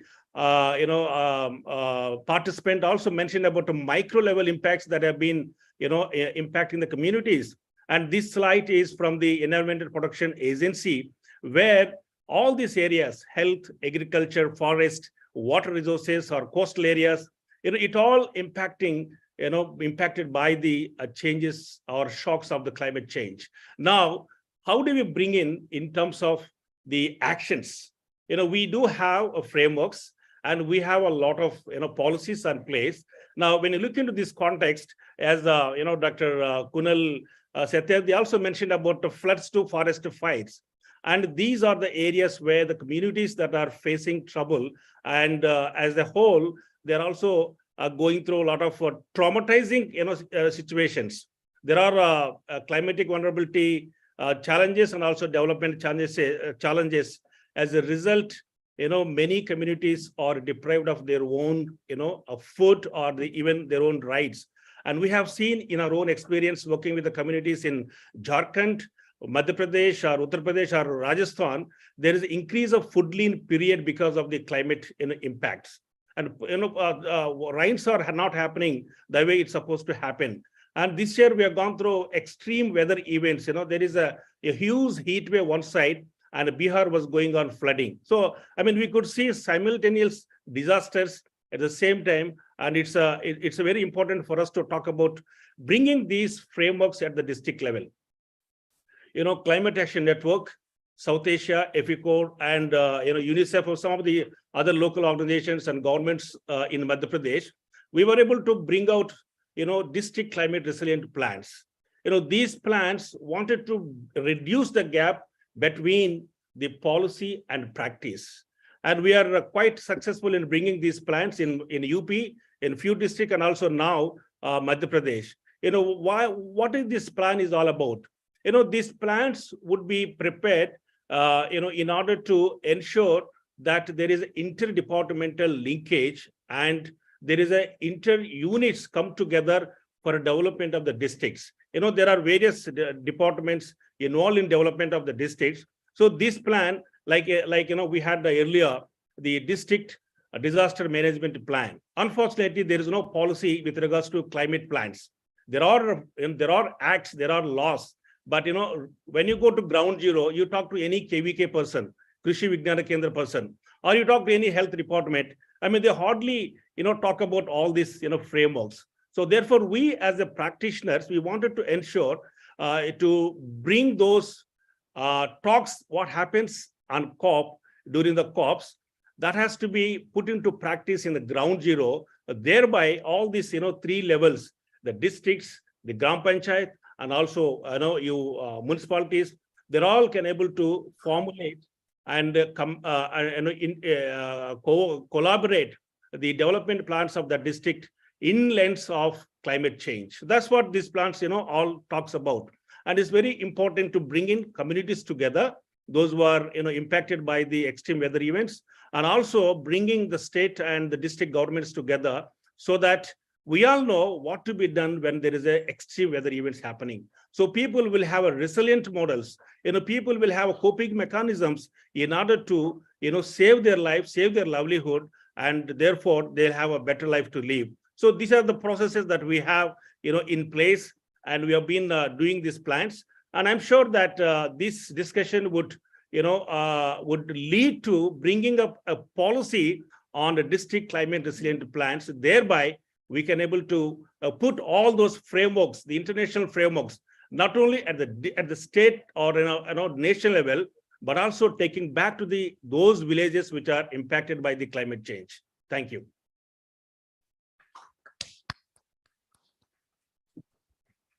Thank you so much, sir. Certainly, I think the community is on the front end of action, and also at the front end of going to get affected by the climate impacts also.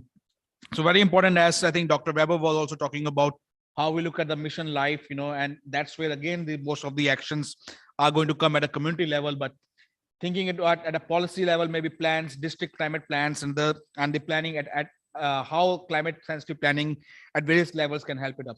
Thank you so much for sharing your example. Now it's time to open for questions. Any one of you have any questions? Also those on the online, who I want to, we have around 50 participants online and maybe another 45 in the hall. Any questions you have, please feel free.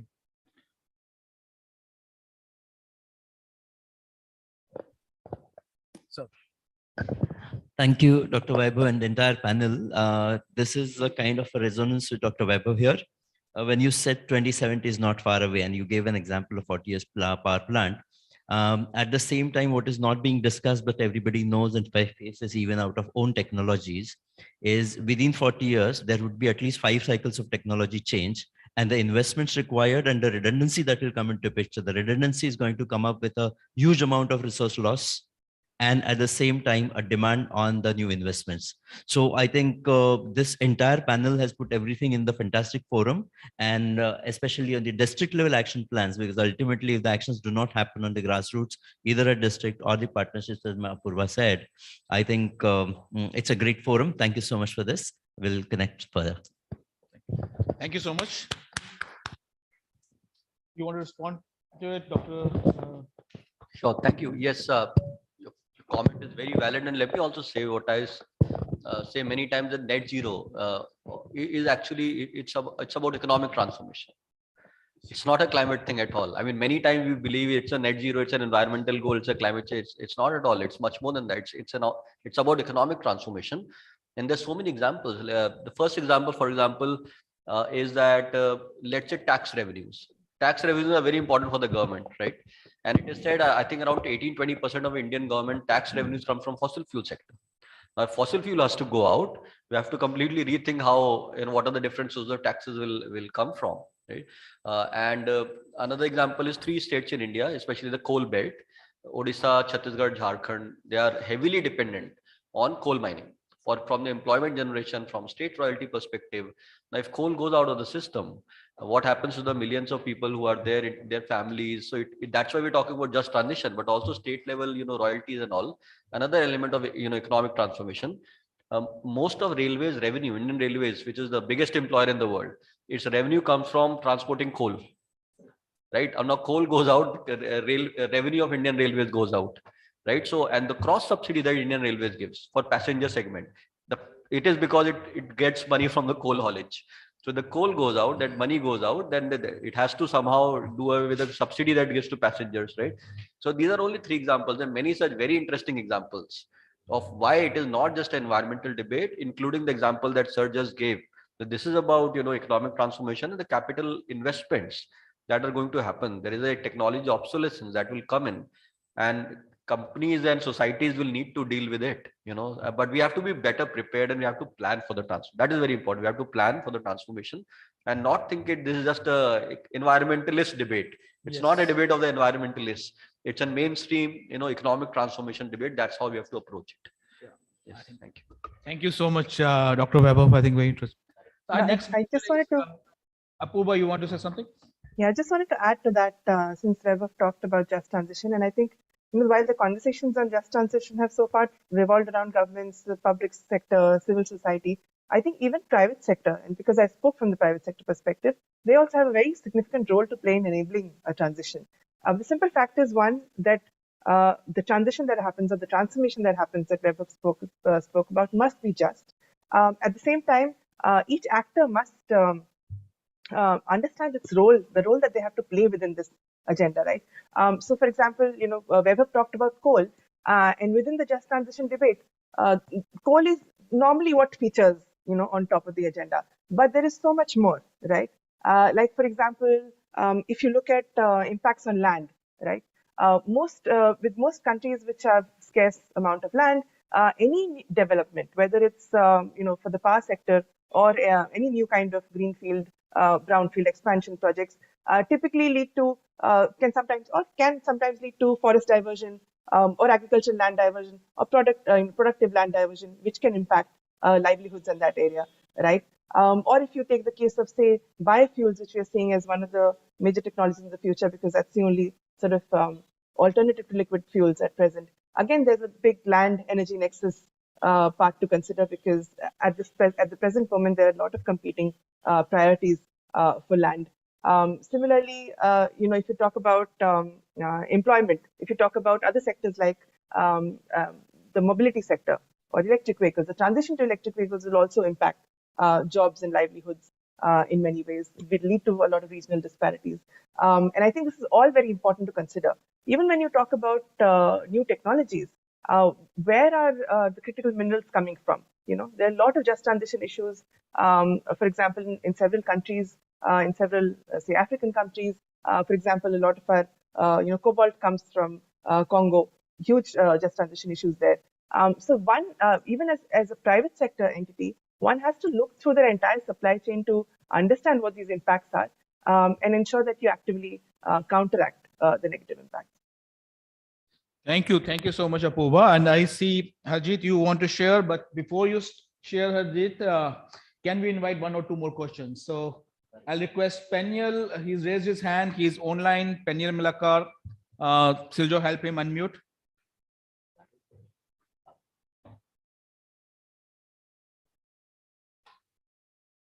Hi, this is Peniel representing Humedica. An excellent presentation or an opening by Mr. Vaibhavji on the net zero. And it's really very holistic, even though it's more focused on the economic. And also, I'm really happy to hear about localizing, reaching out to the ground level. If it were presented, I hope that this can be, taken very seriously. Otherwise, ultimately, if we do not focus on the ground level, all the policies in the top level, medium level doesn't really work. My just one small question is like, is this also connected to rural health or health overall? We are discussing about economic, but we know about the COVID-19 impact, socio-economic and health. So if there is any such deliberations on economic and especially health, especially localized health, local context, that's what I just wanted to ask.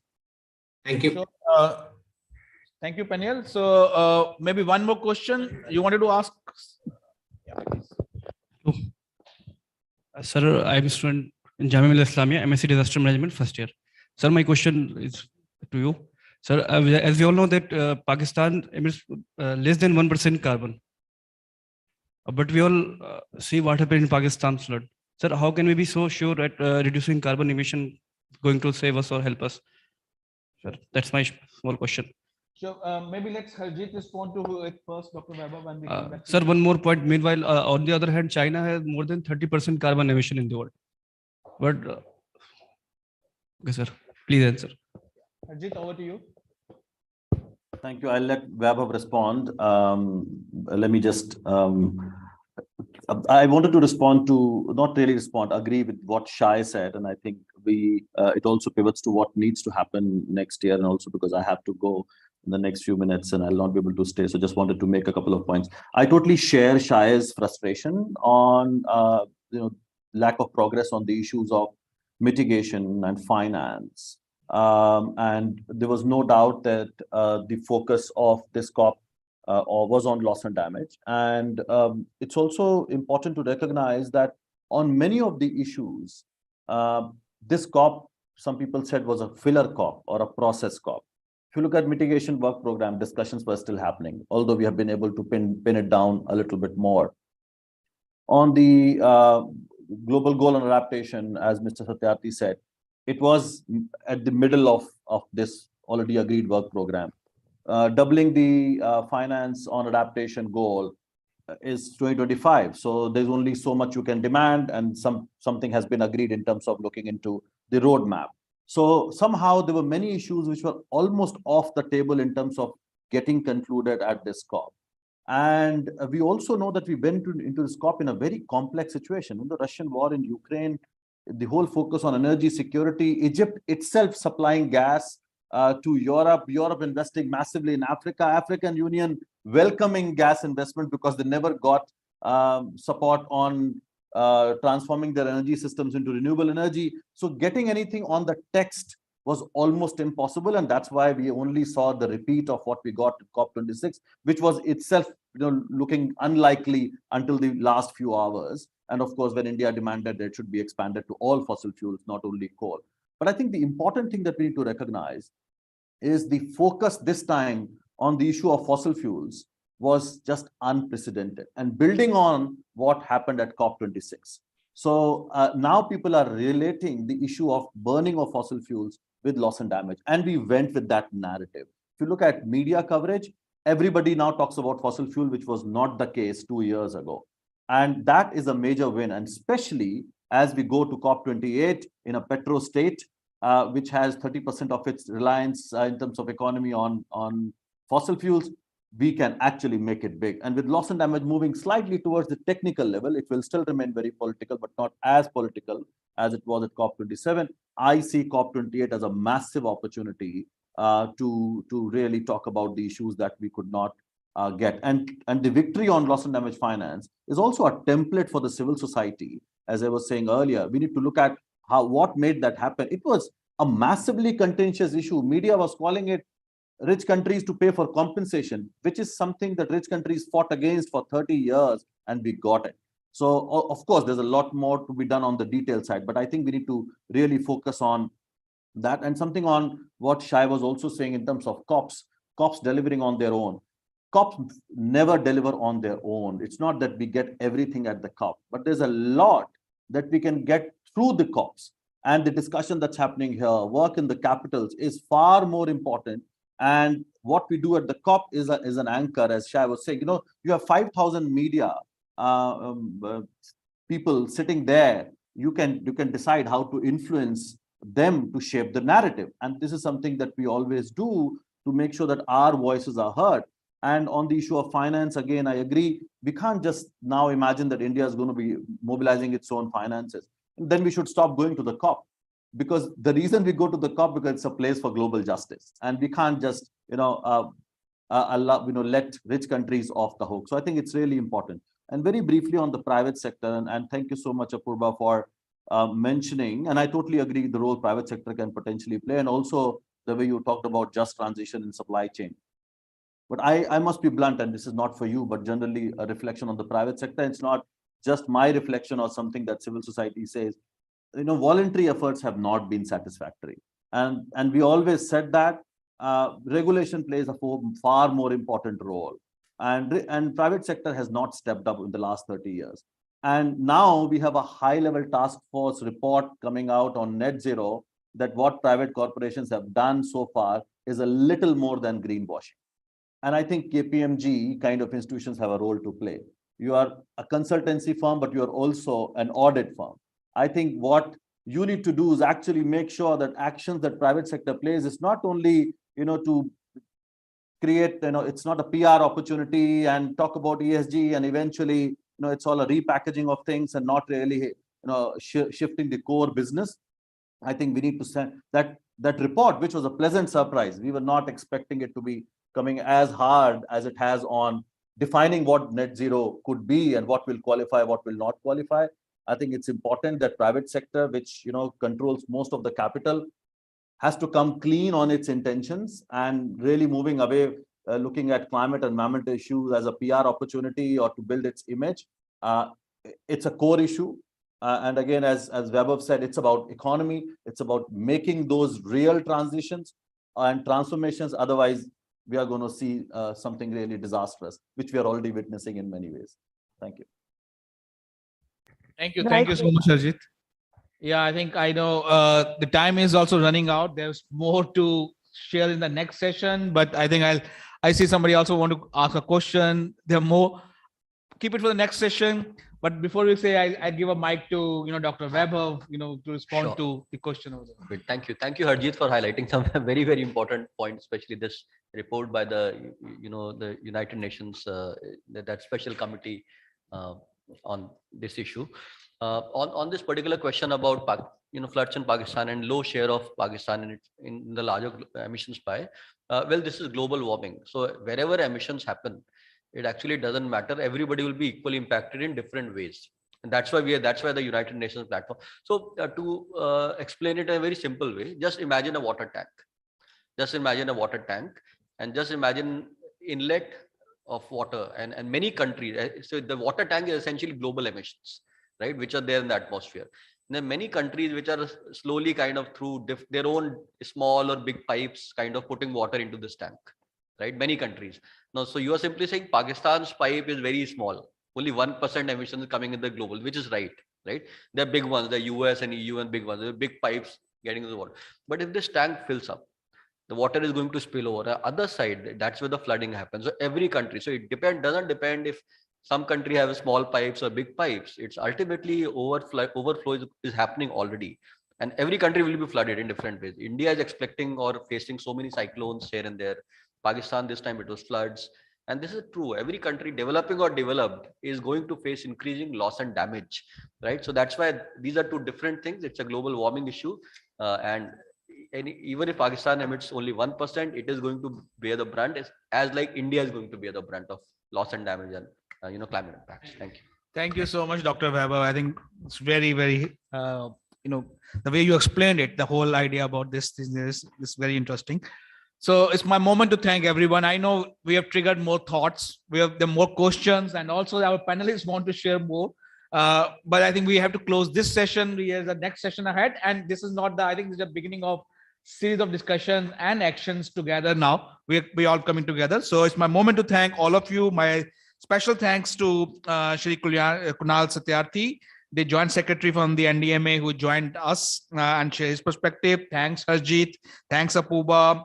Dr. Weber here, Shailendra, Mr. Ramesh Babu, and Sanjay. Thank you, everybody. And thanks to the team who's putting efforts behind organizing it. So we'll break for tea. And I think it's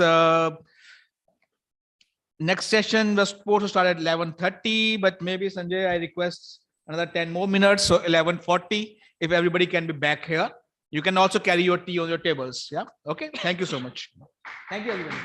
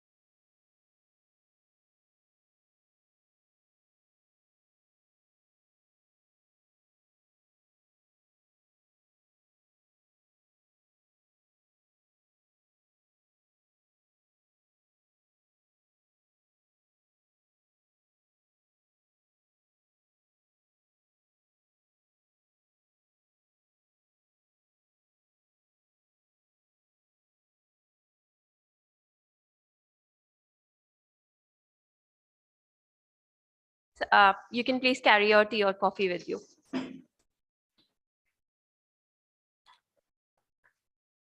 A very warm good afternoon to everyone. We'll now begin our second technical session on India's green plan to fight climate. For that, I would like to welcome the moderator for this session, Mr. Sanjay Vashisht. Mr. Sanjay has been actively working towards mobilizing civil society action on climate policies in South Asian countries and region. Under his leadership, Climate Action Network South Asia has increased its membership base from 20 to 200 plus NGOs spread in South Asian countries. The network has successfully consolidated climate actions of NGOs in the region and has also built synergies and bridges with the government as partners. The combined approach of implementation, networking, advocacy, and training has scaled up the outcomes for climate actions to implementation and policy. I welcome Mr. Sanjay Vashisht, and he'll be moderating the second technical session. I would also like to request other speakers to join. So over to you. Thank you. Thanks for nice introduction, and thanks for wonderful tea. I think we are ready. I can see Srini already online.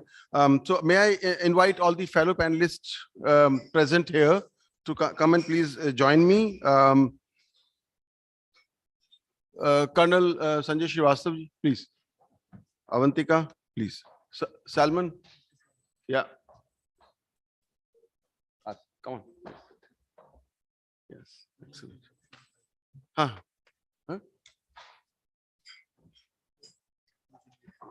Yeah.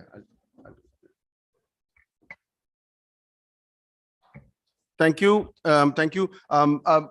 Silzo, if you can just confirm if we have Mr. Matan Shardul online. Yeah. Geetika will join a bit later at around 1 o'clock, right? Yeah. Okay, perfect.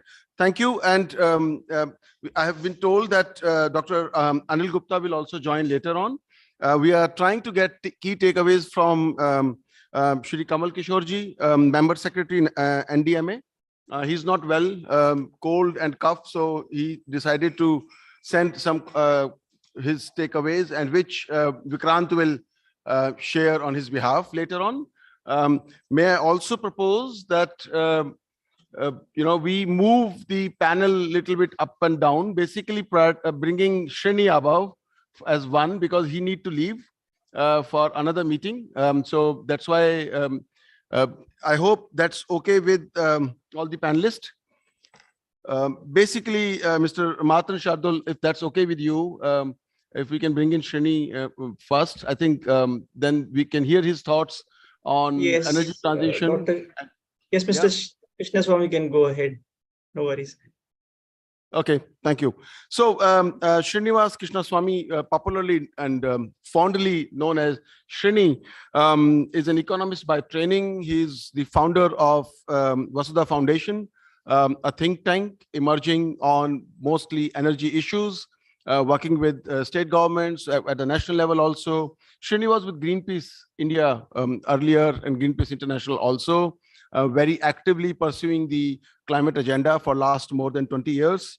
So I think, Srini, I'll give you floor. Srini, you have the floor. Thank you very much, Sanjay, and a very good morning to all of you.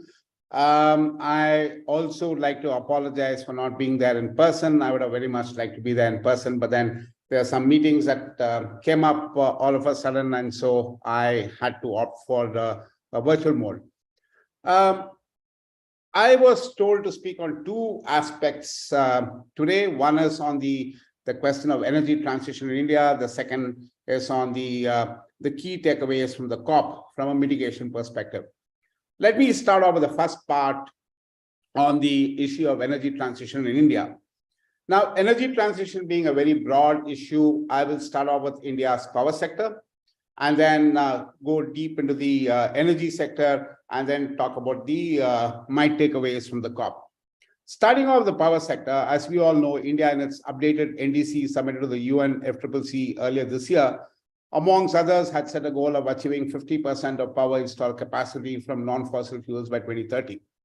As on date, and I'm talking of as on November 2022, Our non-fossil fuel power capacity is already crossed the 42% mark, with our installed capacity of non-fossil fuel being in the region of 172 gigawatts out of our total power installed capacity of 408 gigawatts, which means that we just have about 8% to be achieved in the next 8 years.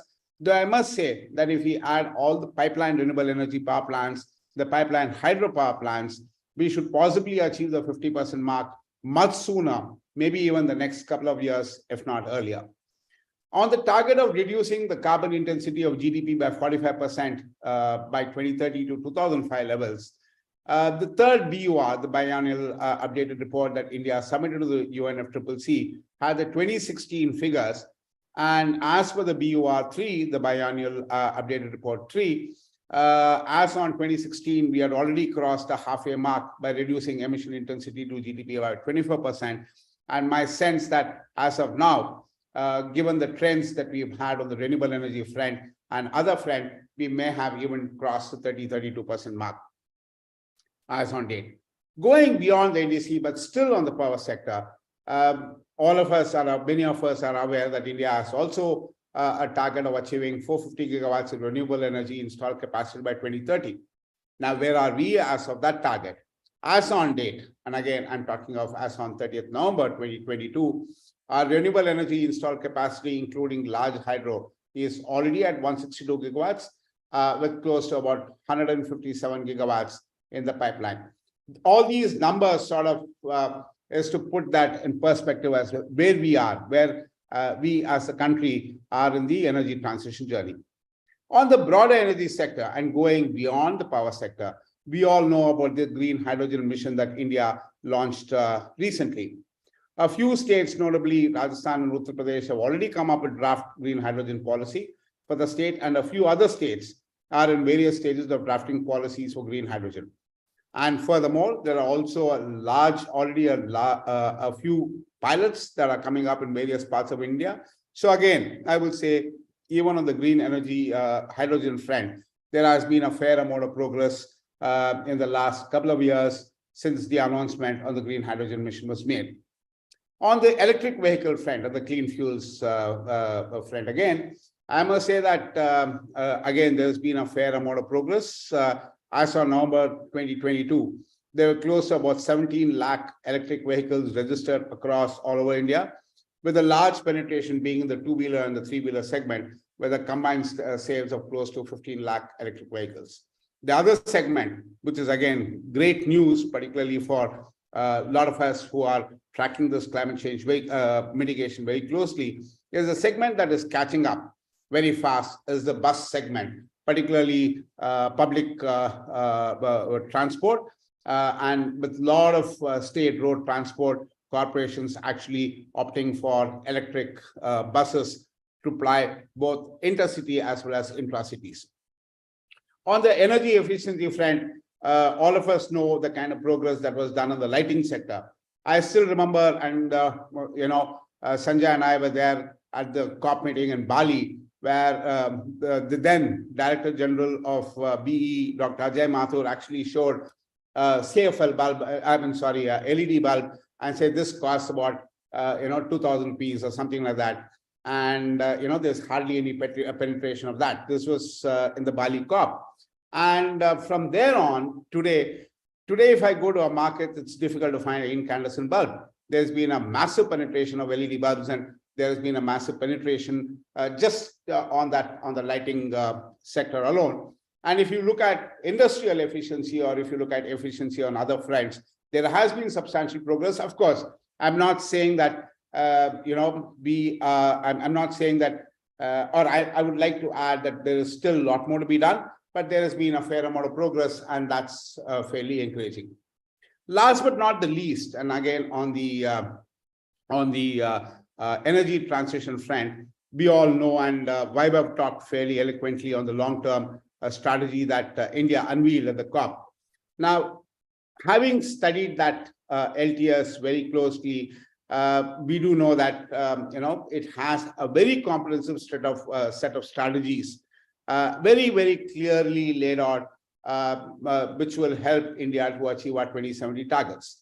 In our view, in my view, this LTS sort of sets the tone and path for India to embark on the 2070 net zero journey. It also, and as Vaibhav said, and I don't want to get into details since he's already spoken very detailed on that, but it also sets out the kind of financing requirements required, the kind of innovative financing that is required. And the interesting thing about this is that the strategies that are laid on cuts across all the key sectors, particularly sectors which are even hard to abate. Coming to the second part, the key takeaways from the COP. I know all of us were very disappointed that there was no progress on the mitigation front, particularly after India made that very strong pitch of facing down of all fossil fuels going beyond coal. My sentiments, while I did hear what Apurva talked of the, what shall I say, the glimmer of hope from the private sector and others, but my sentiments on the COP, particularly on the mitigation aspect, more or less resonates with the views of both Shai and Harjeet. I also subscribe to the view that very little has been done by the private sector and much more needs to be done by them, going beyond what Harjeet sort of very eloquently said, greenwashing. However, I do see that one area where there's been progress, whether it's a Sharm el-Sheikh or even the Glasgow, is the way the philanthropy community has actually really come forward, in announcing fair amount of resources to address both mitigation and adaptation. While one would argue that the amount that is coming from the philanthropy community may only be a small trickle to the mighty ocean of financing that is required. But as we all know, tiny drops of water make a mighty ocean. So any steps from that direction is definitely more than welcome. Now, before I end, I would like to very briefly dwell on the G20. India took over the presidency of G20 on the 1st December 2022, which is just 4 days back. And as we are talking now, the first meeting of the G20 Sherpas is underway at Udaipur. India has, we understand, very comprehensive plans and outcomes that is earmarked during its presidency. And some of the key issues that would likely to be discussed are, one is the LIFE mission that the Prime Minister announced, and we've already had speakers in the previous session talk about the LIFE, so I won't get into the details, but you have the LIFE mission, hopefully some sort of a work program for that is likely to come up or being discussed in the G20. And of course, climate change is going to be the major focus. But the other area that we think that where India has already taken the leadership, where we think that some progress could be made or should be made, would be on this whole principle of one sun, one world, one grid, which I think has huge propensity to ensure that there's a huge penetration of solar and renewable energy, or particularly solar across the globe. And we hope that there is some sort of a progress made on that front. I will stop here for now and happy to answer any questions. But having said that, I mean, I just wanted to make one point is that, one issue that keeps coming up often is that there is very little data in the power sector or the energy space in India. And we as Vasudha Foundation have worked and have been working towards making data accessible to all. And I would like to quickly, with Sanjay's permission, just show the website that we've actually put together, which we're doing with Niti Aayog. This is a work in progress website. Are you able to see my screen? Yes, yes. Yeah, so this is a work in progress. It's still not live, but I'll show you the other site, which is already live. So this has an NDC tracker. As you can see, you can click onto each of this and you can get detailed progress. This is your renewable energy progress scorecard sheet. And then you also have power sector. It has other energy. It has climate variability data that we have accessed directly from IMD for the last 80 odd years. And more importantly, this website, the data for this website is near, what shall I say, near real time. The data being updated till almost, as of now, updated till the 25th or 26th of November. And if you can go to each of the sector, you'll find the detail. It has a detailed site map, and you can click onto each of the sectors and you'll get tons and tons of information, both granular, comprehensive, near real time. till about the time that this website is not live, you can also access the other website that is already ready, and it's live. That's called the vasudhapower.in. The vasudhapower.in actually was the front runner, and then Niti Aayog saw that, and they felt that we could. It wanted us to integrate the Vasudha Power with the with what Niti Aayog had as the energy dashboard, and that's how this site. That's how the work on developing this comprehensive site started. The site, and I'll just share the site for people to quickly see in case people want the information. It's called the Vasudha Power site, and again, you can get comprehensive information on this is a home page. You can click on the generation. You can get any information. So, and again, the homepage also has got a live tracker of India's NDC and any statistics that people want. I just want to just quickly dwell on one aspect before I stop. And when I spoke of India's energy transition, I just wanted to show you this slide, this particular graph or infographic, where actually our capacity addition of coal is actually on the decline. So I'll stop here for now, and happy to answer any questions. Over to you, Sanjay. Thank you, Srini. These infographics through websites are really good and very helpful for us to be used in future also. Great work by Vasudha Foundation. Srini, how long you can stay with us? I can be here till about 12:45. 12:45. Okay, excellent. So I'll come back to you at around 12:30, 35. In case, then we can actually open for some questions in between, and then we'll come back on the panel. Yeah, thank you, Srini. I'll like to invite Martin. Martin is Policy Director with Global Wind Energy Council. Global Wind Energy Council is an organization which is committed to spread renewable energy through wind. Its founder was a very good friend, Steve Sawyer, not with us anymore. May God rest his soul, but his legacy lives through GWAC. And Martin, looking at his CV, is an excellent person to take the vision forward. He began his professional career in IT sector, but later quit and decided to electrify his village in Bihar. He worked with the world's earliest energy access initiatives for eliminating global challenge of poor people's access to clean energy, the lightning a billion lives. We all know about that campaign also, which has impacted over 5 million lives in South Asia. He steered grassroots projects that impacted health, gender, livelihoods, environment, education, and climate goals in several states. Martin, you have the floor. Thank you very much. And I'm really thankful to Mr. Krishnaswamy that, he has really given a very strong background of what happened at the COP and what is India's take and what are the key priorities that India should have as part of COP. I'm also very thankful to organizers, CANSA, and stakeholders for having me here. I'm really sorry that I'm not able to join physically because we have a launch event, a publication that is to be released on the 9th of December in Chennai, when the state government is likely to announce their massive climate mission. So without further ado, I would straight come to the discussion points which I've been asked to address here. So Mr. Krishnaswamy very well highlighted that, how there are emerging priorities for us in terms of green mobility, hydrogen generation, and other kind of areas where massive power demand we are going to see in the coming years.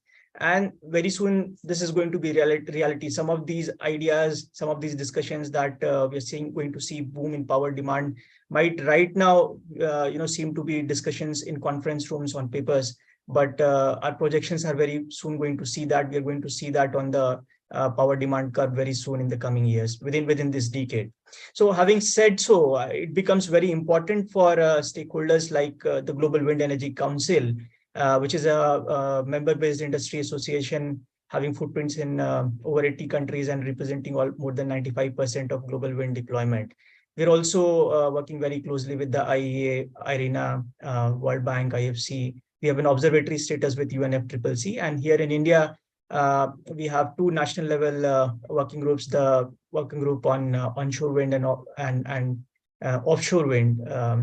And we are very happy that, as an institution, as an industry association, we have not confined ourselves, and the idea of bringing together all stakeholders in the wind spectrum to one unique platform. We have not confined ourselves to only making representations on industry matters, important industry priorities to the government at the center and state. But I think having an institution like GWEC and similar kind of institutions also helps us in building synergies within the renewable energy sector. I'm very happy to introduce to this esteemed panel and to our stakeholders, our audience here, that at the COP27, GWEC was honored to launch the Global Offshore Wind Alliance, which was jointly launched by IRENA and the Danish government. And we have now membership from over 10 countries, including the US, UK, Japan, Germany, Netherlands, etc.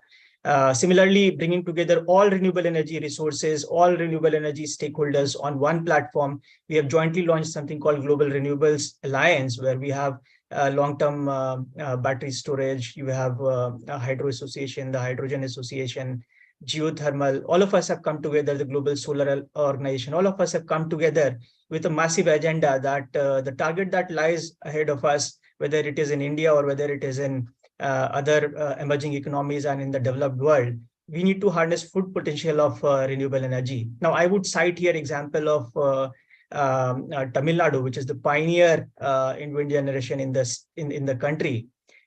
You see almost 50% of states' power consumption is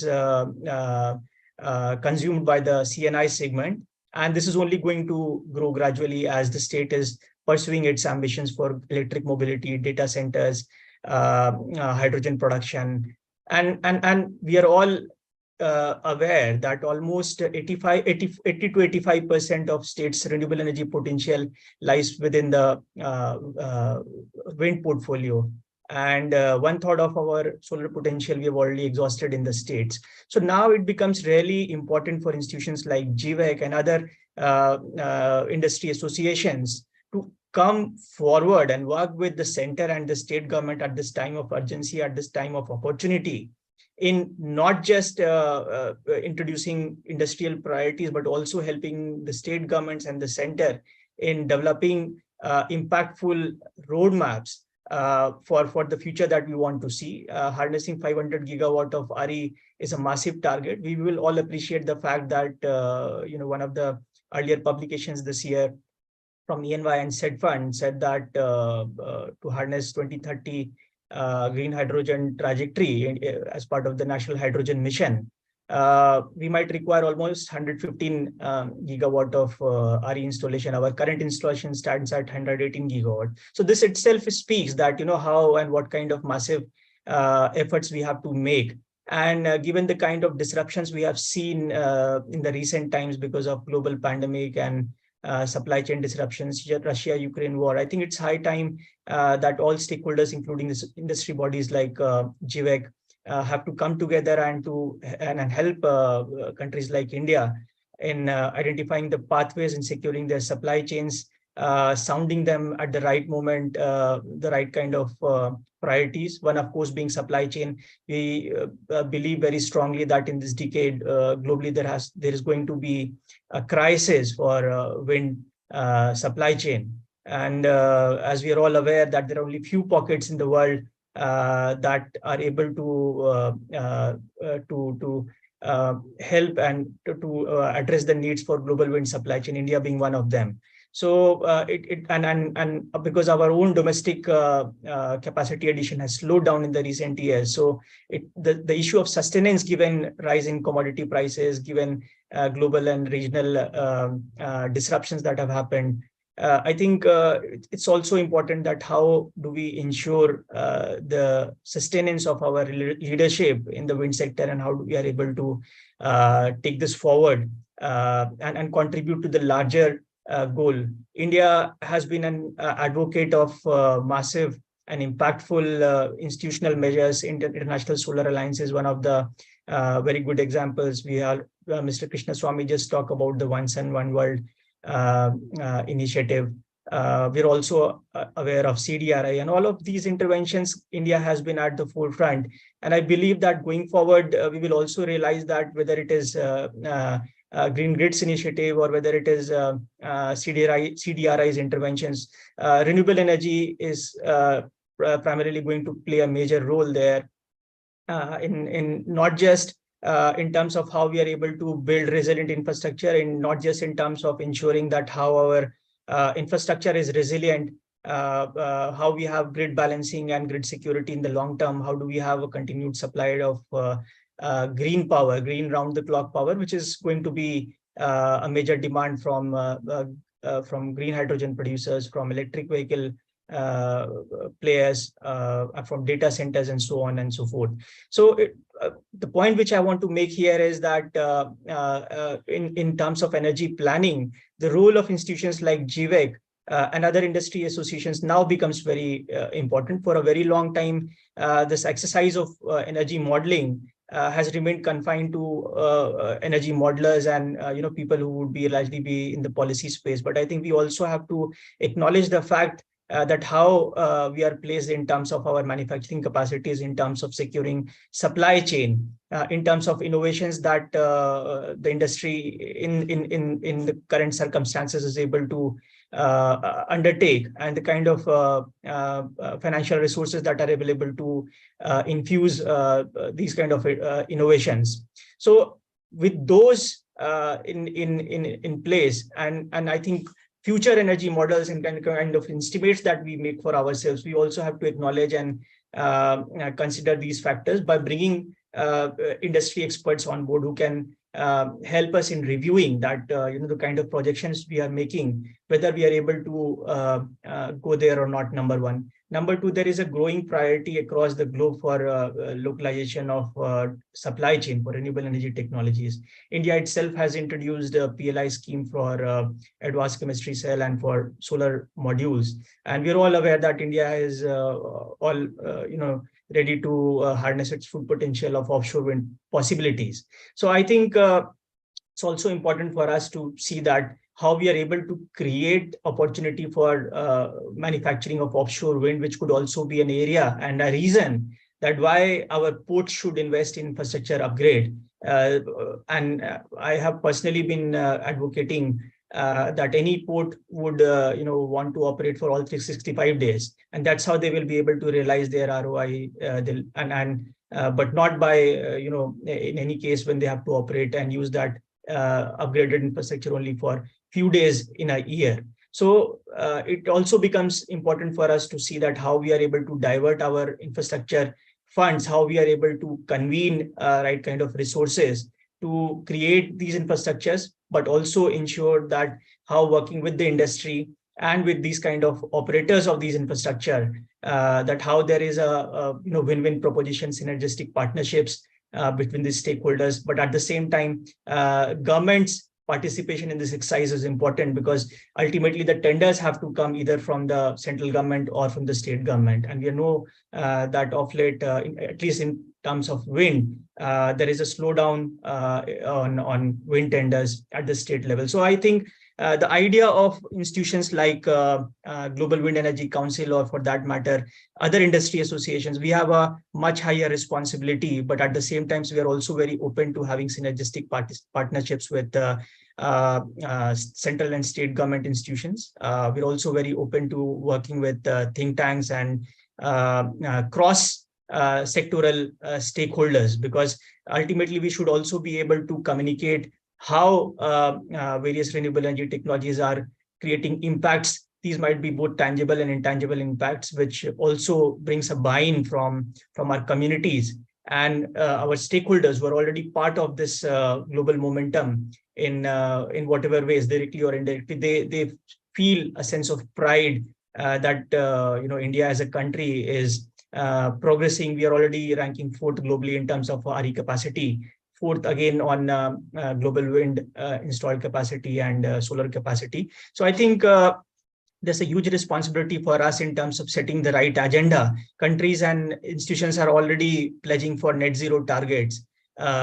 States have been developing their trajectories now. They're already planning that how they can go net zero or how they can further improve their net zero ambitions, climate ambitions. So I think industry has a very strong role to work with these institutions, with states like Tamil Nadu, where which is on one front a pioneer on wind potential, pioneer on installed wind capacity, but at the same time, it has no plans for, at least for now, it has no plans in place for adding wind capacities further. So on that note, I feel that industry associations also have a larger public policy role in helping the government in putting right agenda in place. Thank you. But I'm open to any questions. Thank you. Thank you, Matran. And hearing you how bright the future of renewable energy is in India, I do think I'm part of those 60% who think that 2070 is a very long net zero target is very far. Right. Do it much earlier also. So thank you, Matran. I'll now would like to invite Dr. Salman Jacob, Head Climate Change and DRR, World Vision India. He has more than 20 years of experience. He's been a lecturer in Shivaji University and has been working on various aspects in development sector. He's an expert on climate change mitigation and adaptation programs, DRR and build resilient communities, climate change sensitization program. Being an educator, he is very good in spreading awareness about climate change. Also, carbon footprint management, WASH, disaster relief and rehabilitation. So you name it, all the expertise you would see in him. Salman, you have the floor.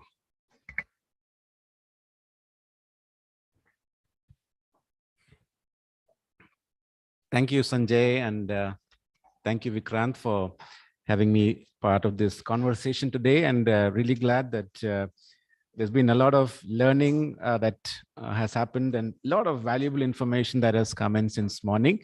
And I think it's been a rich level of conversation happening.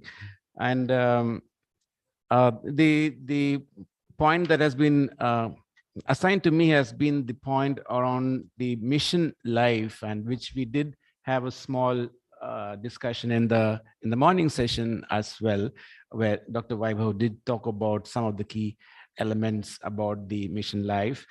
And I personally feel that this is an excellent initiative by the Government of India, which is kind of a India-led global mass movement. And our Prime Minister, Mr. Modi, did mention about it as 3 Ps, like pro-planet people kind of an initiative that this is going to be. And as we understand, this is part of the long-term low carbon emission strategy of the Government of India. And the 3 key aspects around this whole mission life is about, one is it's kind of the demand from people, from the communities, of the choices of environment-friendly lifestyle on a day-to-day basis. So it is kind of a demand that has to come from the people, from the community. And the second aspect is about the industry or the other ecosystem around to meet that kind of a demand, to meet that demand with the corresponding supply that has to be there. And third one is around the policy that will be conducive or favorable towards that kind of a development model that will emerge. And so in a way, it is kind of a shift in the perspective that has always been the climate change mitigation, adaptation is all more of a policy centric, more the government centric. So it's been a kind of a shift that this whole mission life brings in, that is more people centric, where the individual choices are going to make a big significant change in this, where the decisions in the day-to-day way of living of people will be the key in this whole life mission movement that is going to be there. And so that we could think of a lot of things where the onus is going to be people-centric, going to be individual-centric. And let's look at examples like the choices, let's say, of an individual looking to buy a house. So, whether the house or the house, the flat, whatever they're looking for, is it environment friendly? And that there could be various aspects in terms of its energy management, in terms of water conservation, in terms of waste management, green spaces, name it, all of those things. So it's going to be those kind of choices that is going to create that demand with the people. As more and more people demand for those kind of aspects to be integrated into those properties, into those houses, now that is going to really move the builders, move the people in the property sector to supply that kind of a demand. So there is going to be a shift, a transition that is going to happen there. Now, there are various even initiatives like the Griha Council, the green rating, codes that will be there, that are already in place. And so it becomes significant how the choices are made. Now, yeah, so this definitely will make a positive shift on the addressing issues of climate change mitigation. So definitely when there is a move towards a green rated house, just an example, so there is going to be change in the aspects of mitigation, the emissions, on sustainable development, and things like that. The second one is, these are just examples that I look at how this whole mission life can bring about that or trigger that change. Now, individual choices of household waste management. Let's take an example. I mean, we all know about how you manage waste. We all know, but how many of us do it? That's the whole issue. We talk about segregation since donkey's years. We've been talking about that, but is it really implemented? That is the whole crux of the issue. Now, there could be individual choices like, channelizing simple things like your plastic milk packets for recycling, or dropping the plastic bottles in the kiosks that you must have seen in some of the railway stations and bus stations that are there, metro stations, for recycling. These are choices that can be pushed, and those choices will in turn create more opportunities, more avenues for such kind of activities or models that will come in place. Maybe simple household composting of organic kitchen waste, simple things. Is it doable? Yes, it is doable, but it needs to have a movement. Maybe in our societies, in our own building complexes, where such kind of a movement can be created. And there can be a number of lessons learned from various initiatives that are already there. They're already there, and we are all aware of this. And look at those viable models. We need to look at those viable models now. These can be the ones that are viable, that can be scalable, and those are the ones can be translated into that mass movement, which will definitely make that the significant positive difference towards sustainable development. That is what this whole mission life is kind of talking about. Let's look at another option, like by switching our consumption practices, consumption choices to more, let's say, traditional or organic products. Like there are leaf plates that are available, the leaf plates over plastic plates, and simple examples. We have seen examples of you have the palash leaf or the banana leaf or the areca part of those leaves that are used for making these plates. There's a lot of potential to revive those traditional livelihoods, a lot of potential to revive that local economy as part of these initiatives.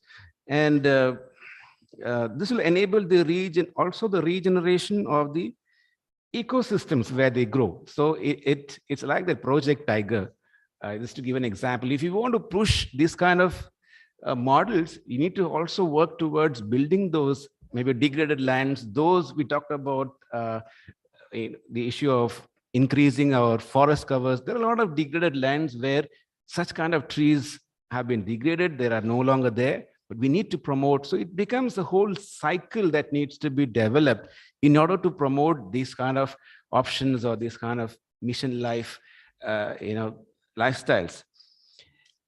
Now, this is all fine. In a way, people sitting in this room or those online, to a great extent, we all know this. But I feel that when we want to have the large mass scale movement, there is a need for sensitization, need for awareness,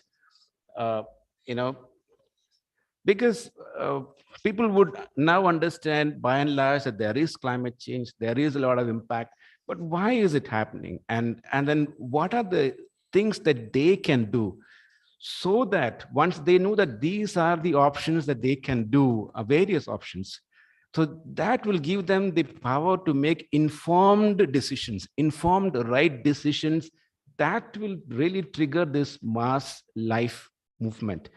And I think that is important, where we need to promote various channels for sensitizing people, the masses, the media. You can have the radio, the FM channels, or social media, whatever is the medium. It is important to sensitize and make the people aware of the various environment-friendly choices that are there. That will help them to make the right informed decisions. So these are some of the thoughts that I had when we talk about the mission life. And I think this will be a game changer when we really talk about the bottom-up kind of an approach. The demand comes from the community, and then definitely there is a lot of role for each level to play. Definitely there's a role for the policy, role for the government, the international negotiations, definitely. But I think this can really, as a India-led global movement, can make a significant change. These are my thoughts, but thanks. Thank you, Salman. I agree with life as a mission, because sustainable consumption and production has a lot of potential in terms of going closer to the net zero. I would request other panelists to wait. We have our keynote speaker, Dr. Anil Gupta. He is a professor and head of environment and climate change, climate disaster risk management department, and has also been assigned additional responsibility as head for Center for Online and Continuous Learning at NIDM. He's a sustainability risk management strategist working in the area of disaster management, environment, and climate resilience for more than 25 years with national, subnational, and business administration. He is author of several papers and book also. Dr. Gupta, welcome. You have the floor. Look forward. Thank you. My apology, I could not join in person because of some reasons. It would have been really my pleasure to be in there in the event physically, because I find this event very important. Because globally now the focus is on basically whatever we have been discussing in both the domains, science as well as policy. How do we really take it to the ground? And this call for localization. So as there has been a lot of discussions on kind of a sharing from each other, but now basically whatever lessons are there, how do we have the effective localization of this resilience agenda? So that is very important thing. And I think that India has a special advantage and can really emerge for setting excellent examples as well. The reason is the 73rd and 74th Amendment. So, and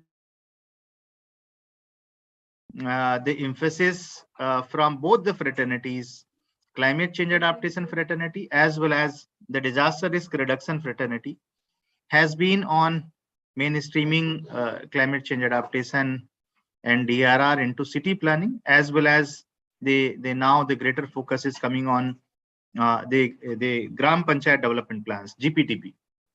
Just to share with you that on this 5th of June 2000, this year only, in Uttar Pradesh, more than 5,000 panchayats, they joined a very innovative conference that was inaugurated by the Chief Minister of Uttar Pradesh. So conference was, again, the name was COP, but it was not the conference of parties, but it was a conference of panchayats. And the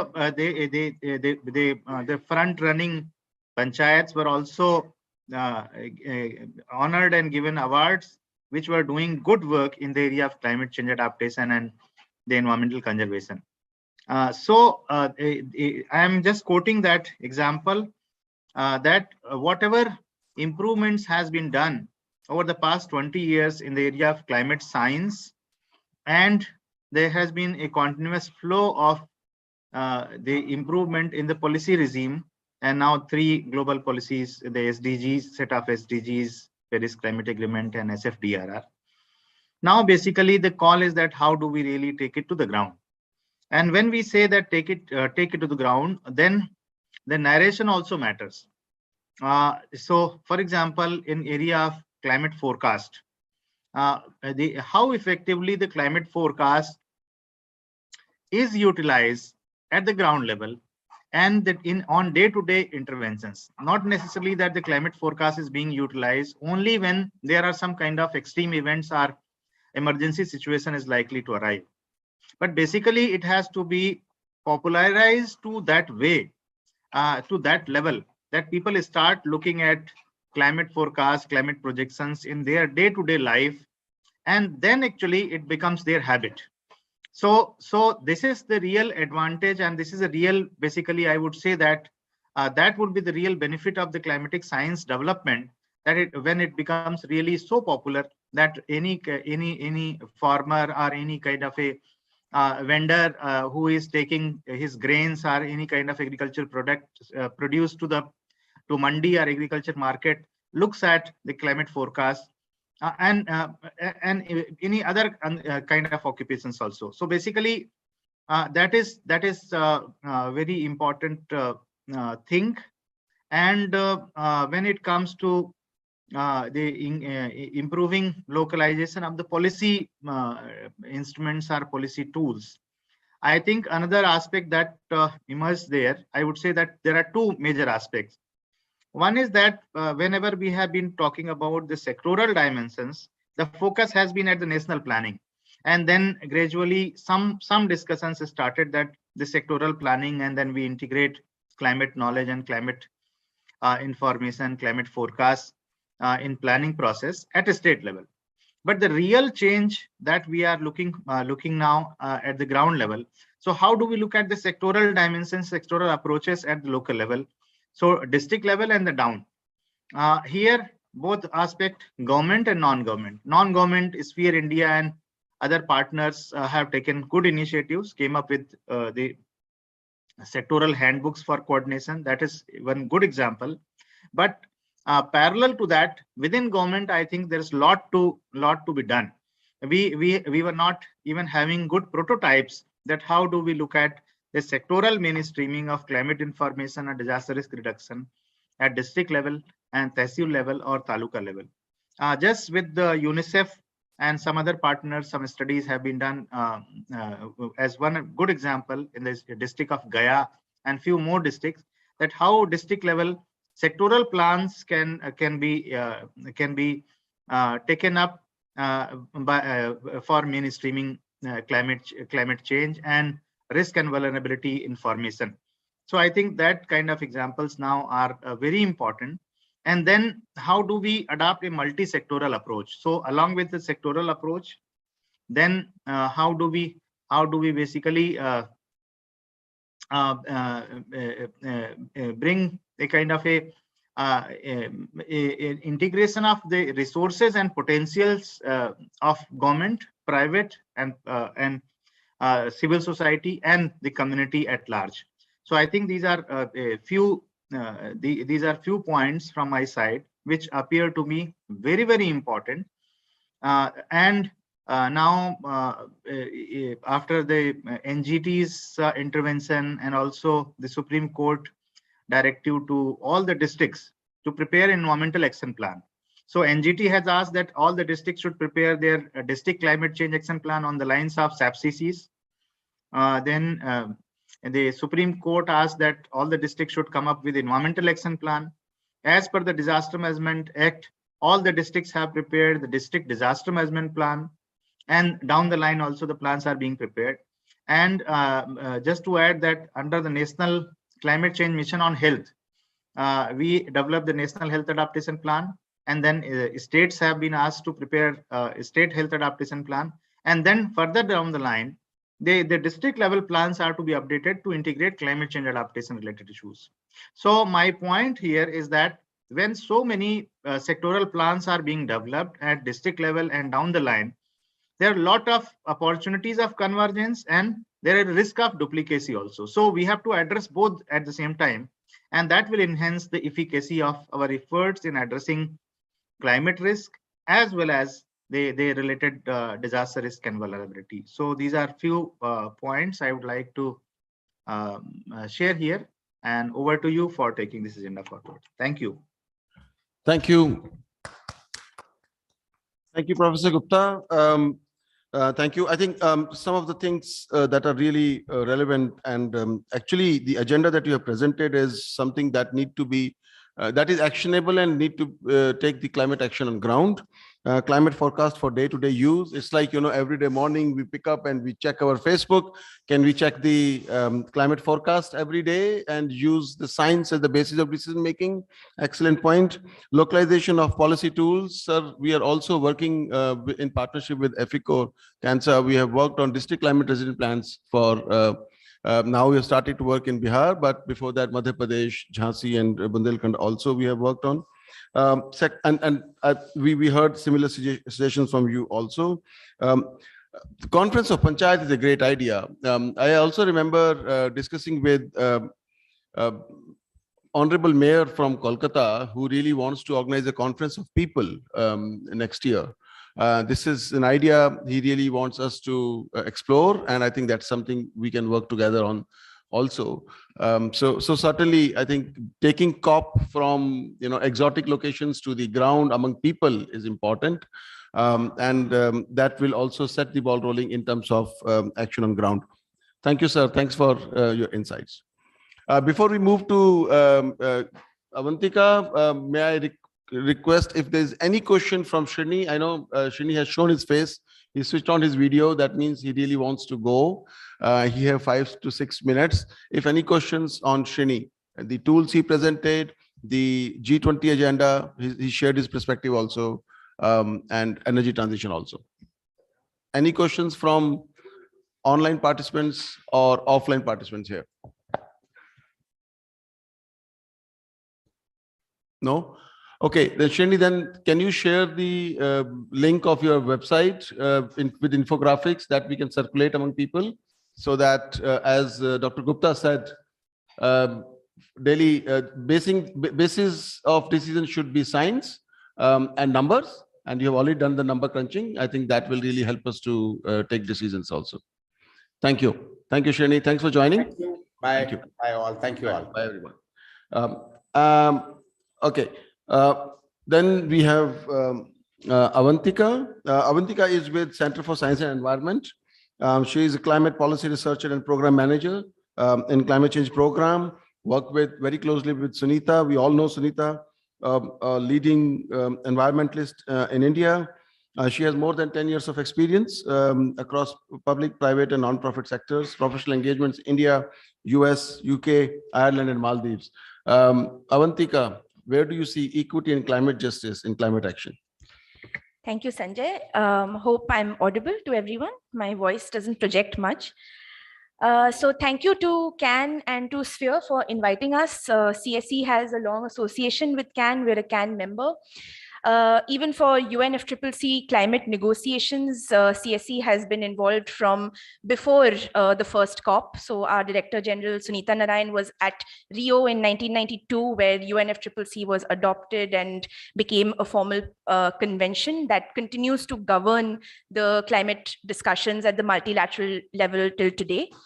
So I'm going to shift the discussion back briefly. We've had some very robust implementation and practice-oriented conversations. I'm going to shift the discussion briefly back to the politics at COP27. So we were present for the entire 2 weeks of COP27, and I sat in on negotiations on a number of what we thought were the headline themes. So loss and damage, mitigation, the new collective quantified goal on finance, and other negotiation areas.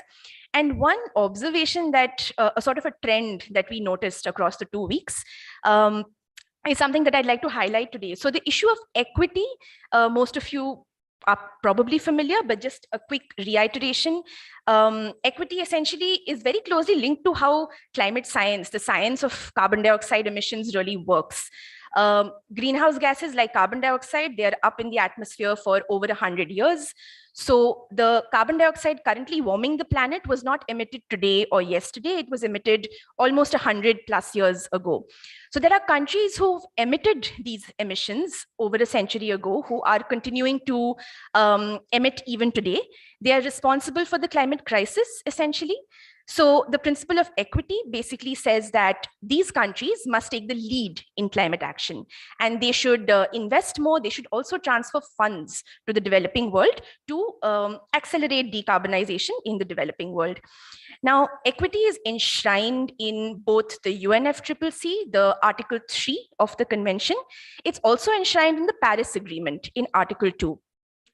One observation we've had across 2 weeks at COP27 is that the principle of equity is subtly, gradually being shifted out of the discussions. And there are others who've also observed this and have discussed this, but I'd like to raise it more today in terms of what does this mean as we work towards COP28, and how do we bring this back to the center of discussions, particularly when we're speaking about climate finance, we're talking about mitigation. How do we recenter the principle of equity? So in negotiations on the mitigation work program, which is a work program conceptualized last year to advance greater mitigation ambition in the NDCs. There were countries like Switzerland, the United States, who talked about not wanting to enshrine or list out equity in the final decision text of mitigation work program. For loss and damage, which Harjeet talked about earlier today, we noticed that developed countries were very keen to house any new mechanism outside of the UNFCCC and not within it, whereas developing country blocks were very keen to have any new fund for loss and damage housed under the UNFCCC because it offers the protection of equity and CBDR, the principle of common but differentiated responsibility. Similarly, in many other negotiations, we noticed, so there's something called the cover decision of COP27, which is basically one document that summarizes the overarching narratives of the conference. There were developed countries talking about how we don't need to list the UNFCCC principles in the cover decision. There was one developed country which said they don't agree with including that. And they also said that equity does not feature in the Paris Agreement, which is completely incorrect information. It's listed in Article 2 of the Paris Agreement. Now, this points to some sort of a shift in tactics, perhaps. Are we talking about essentially renegotiating the climate agreements that these summits are being governed by? I think that's a much larger conversation. And I don't think developing or developed countries really want to do that. So we wanted to highlight this. Now, how does this really apply to countries like India in a practical sense?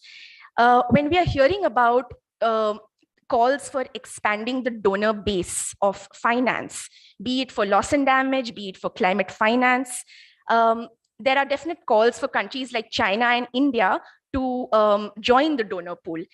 In our opinion, this completely goes against equity. India is a tremendously vulnerable country. Yes, there are island countries and LDCs who are much more vulnerable.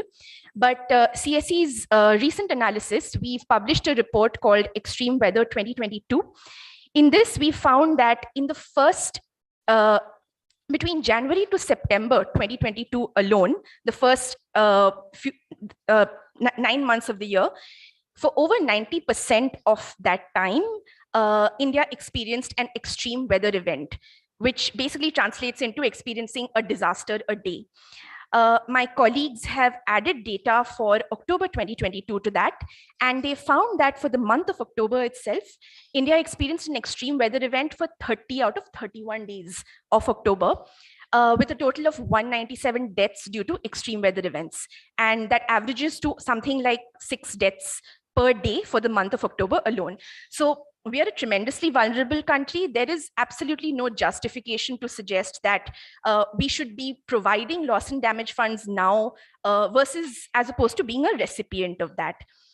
So I think where I'm trying to go with all of this is that we know that we are extremely vulnerable.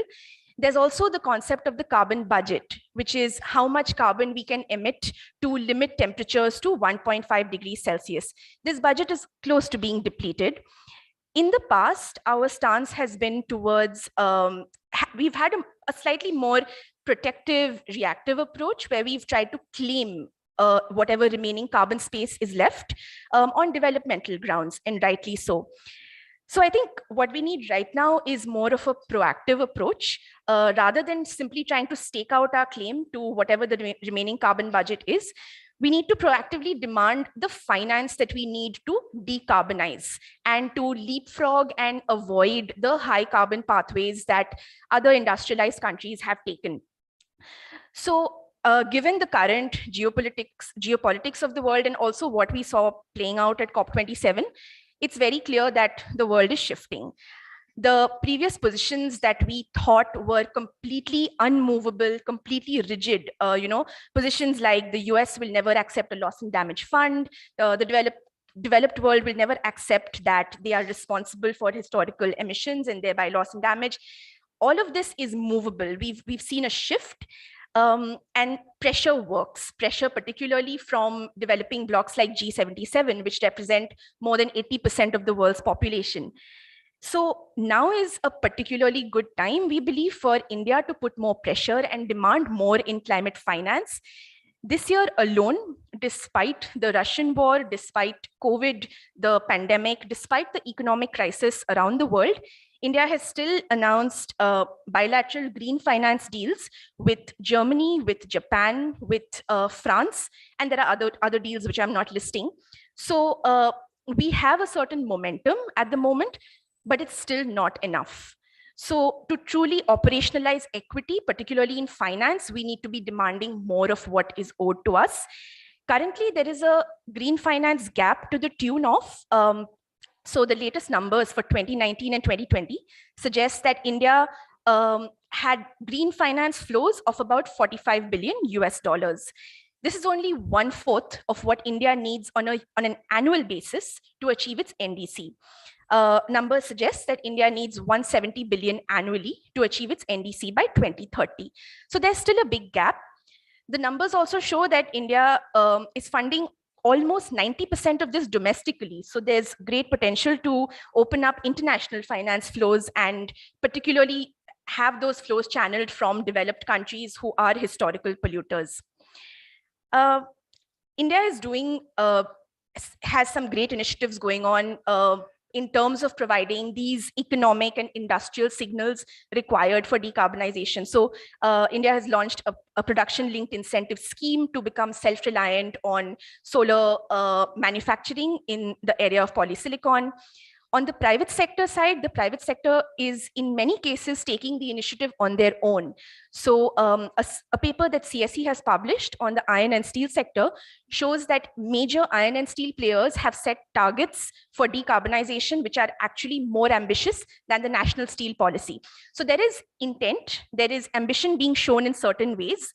What we need is a greater push on the finance side to accelerate many of this. So I'll wrap up now just with 4 very short recommendations that we have on how do we operationalize equity and bring it back to the center of multilateral climate negotiations.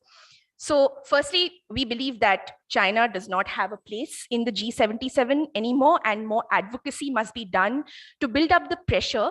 The presence of China in the pool of developing countries is a big problem. It irks the United States, it irks many developed countries, it doesn't help our cause. So we believe more advocacy has to be done leading up to COP28 for this. Secondly, we need to keep our eyes as civil society from India, from the global south, we need to keep our eyes on how equity is being shifted out of multilateral negotiations and make sure that doesn't happen.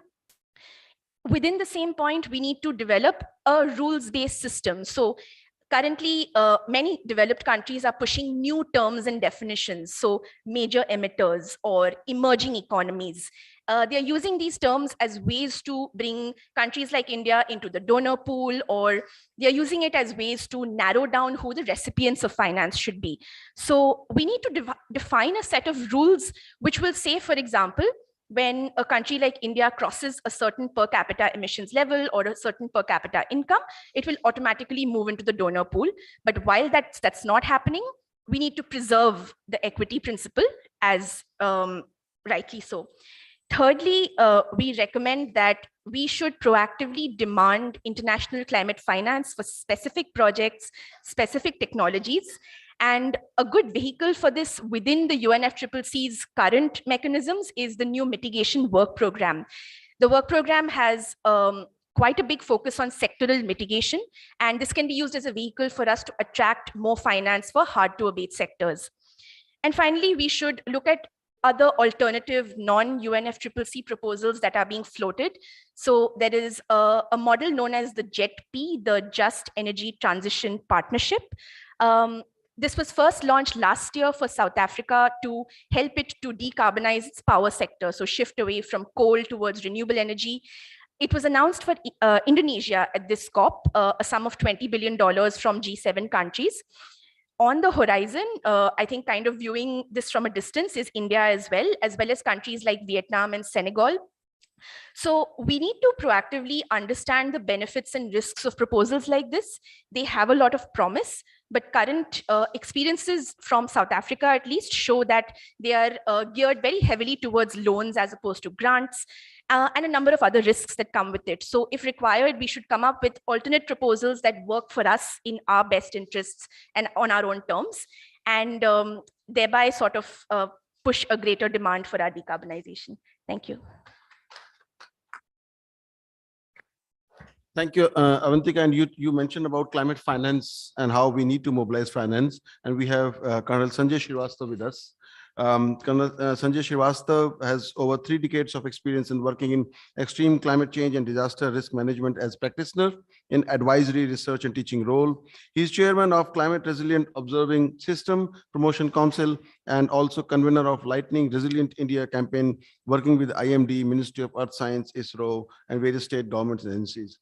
He has a long introduction, so I'll cut it short and I'll give him more space to speak. Colonel, I would like to hear from you. Innovative finances, how we make these climate actions realistic on ground. Thank you so much, Sanjay, for giving me this opportunity and introduction. I am a worker and learner like you. And as he said, I am from a organization known as Climate Resilient Observing System Promotion Council.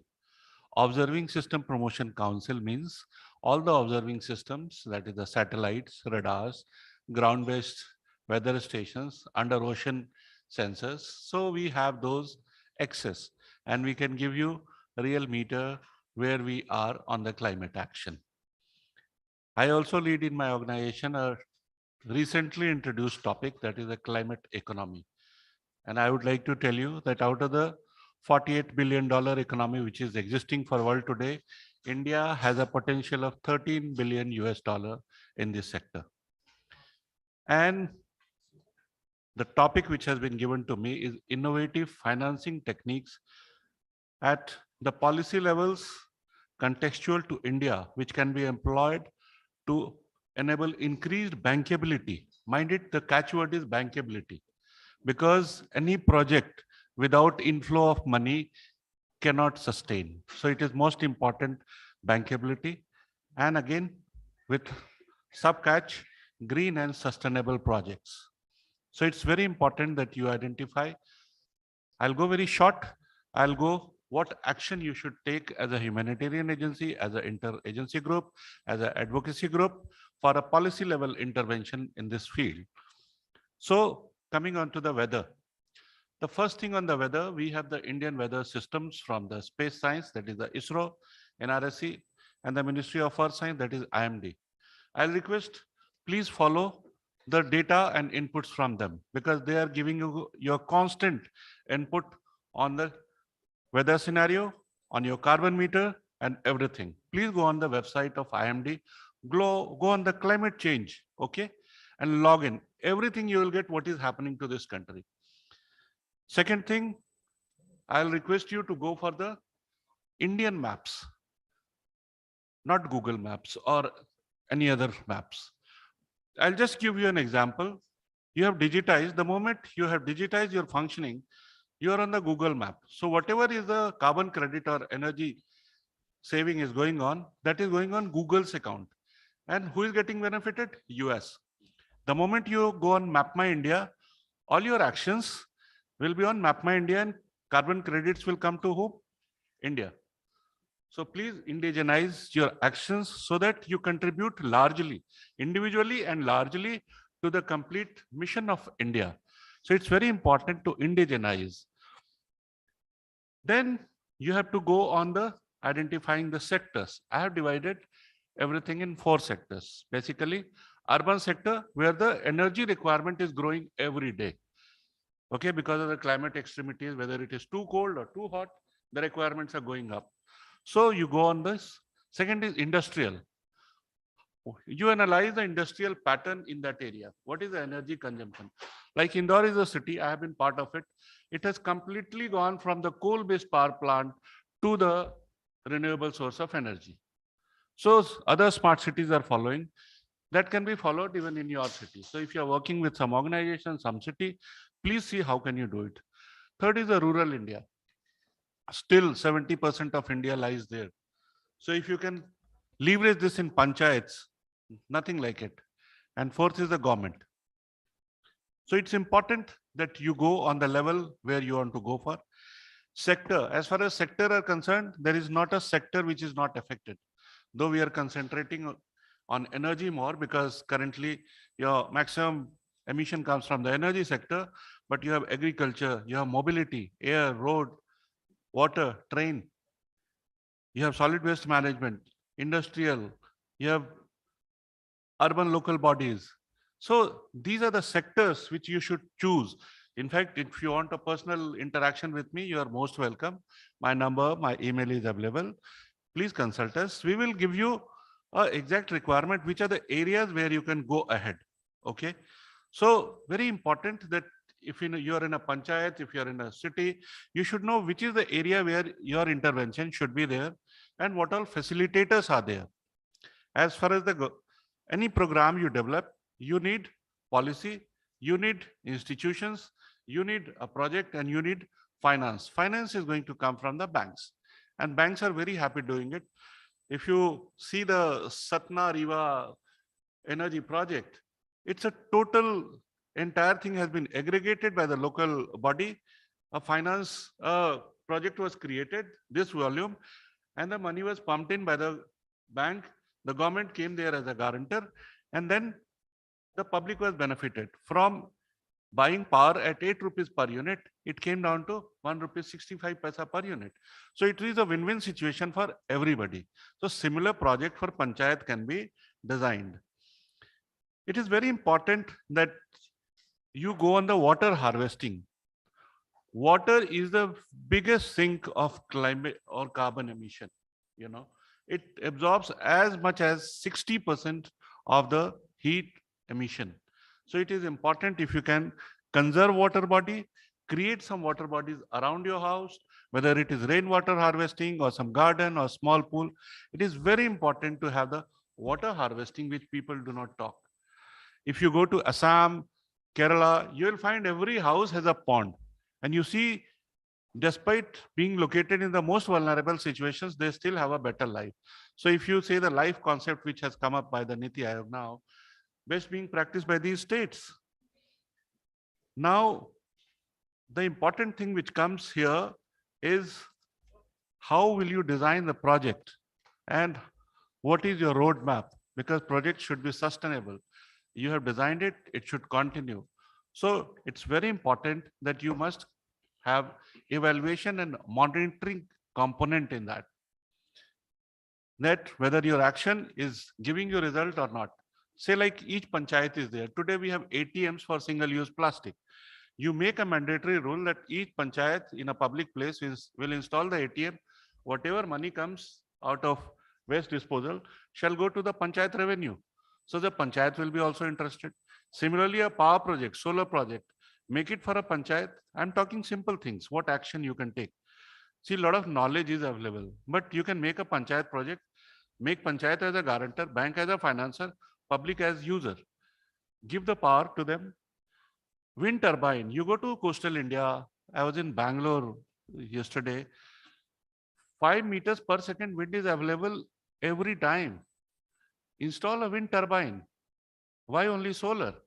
And wind turbine, 1 kilowatt costs 2.5 lakh rupees. You're guaranteed, energy for life. 3 kilowatt, 5 kilowatt, maximum up to 4 lakh rupees. So you have to identify what natural resources are available, how you can go. Third and most important I find is infrastructure.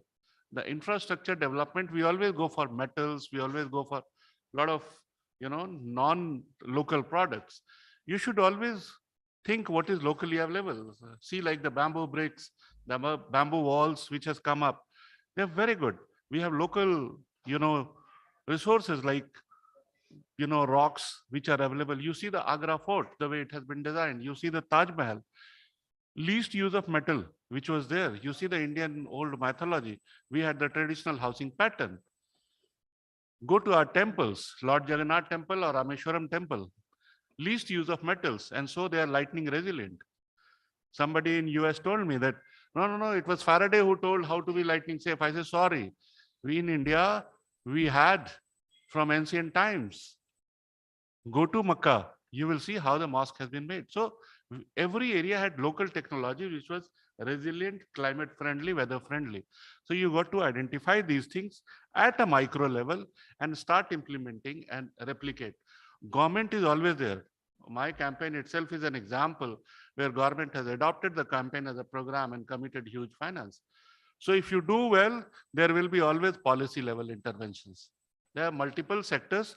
I have the whole list. It's a separate presentation itself, but you are most welcome to undertake what intervention will be sustainable, from where you will get the finance, how will it make it win-win situation for all, so that there is ownership by everybody and everybody is benefited.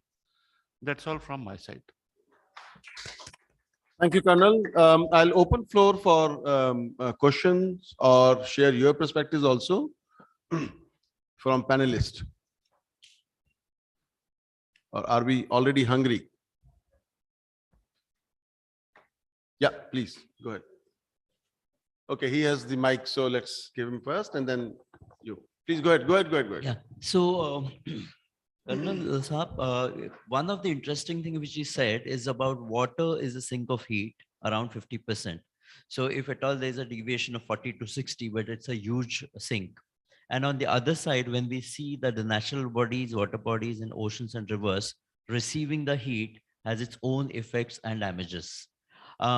Transitionary heat sources, although he spoke of ponds, but even the treated sewage from the homes can be a heat sink, and that temperature can treat it better.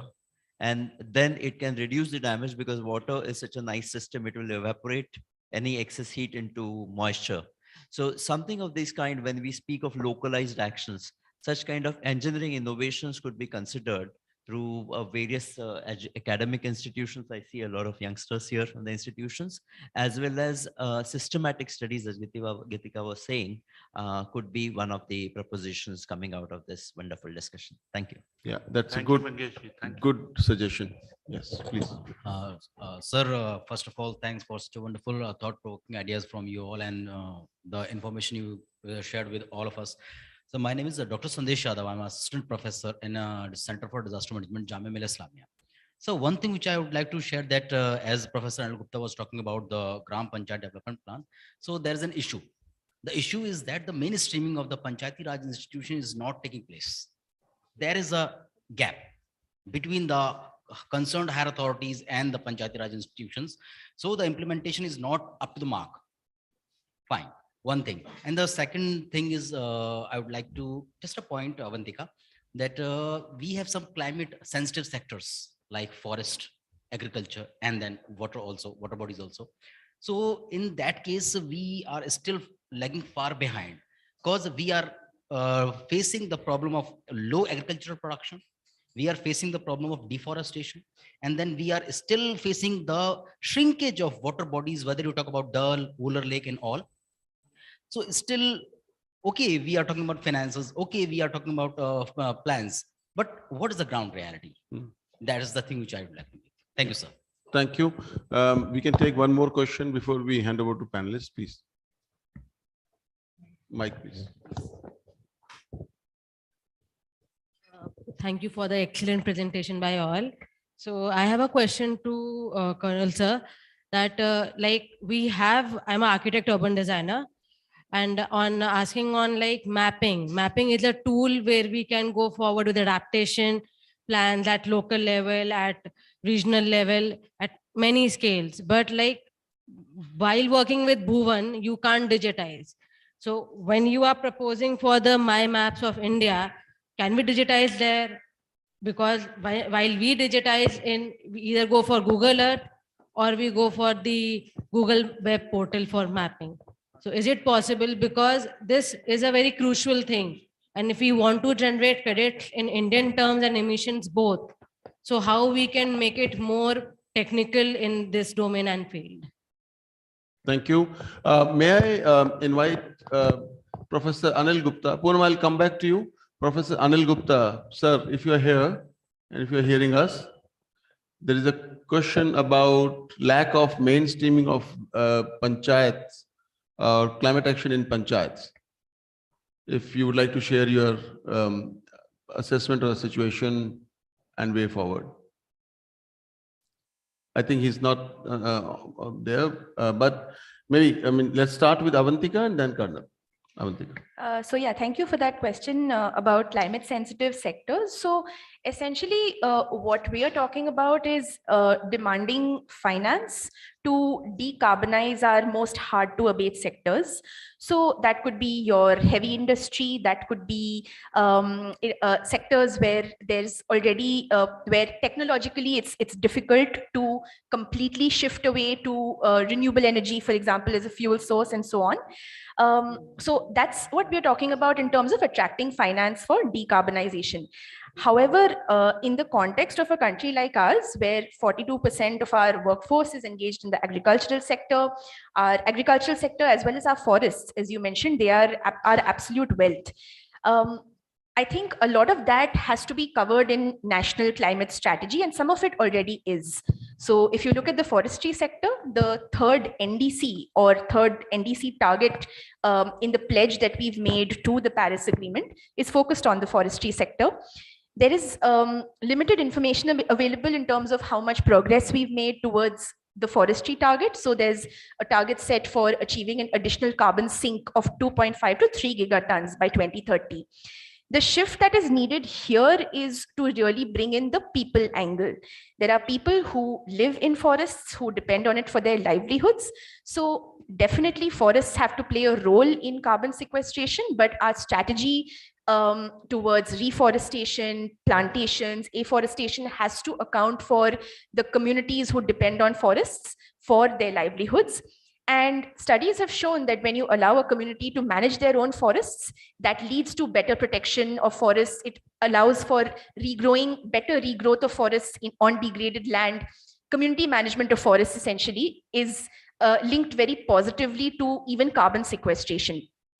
So from that perspective, when we're talking about forests, we need to shift our strategy to incorporate people, livelihoods, as well as the carbon angle of climate policy. Agriculture is tough. We are a country heavily dependent on the agricultural sector, both in terms of trade as well as in terms of jobs, livelihoods.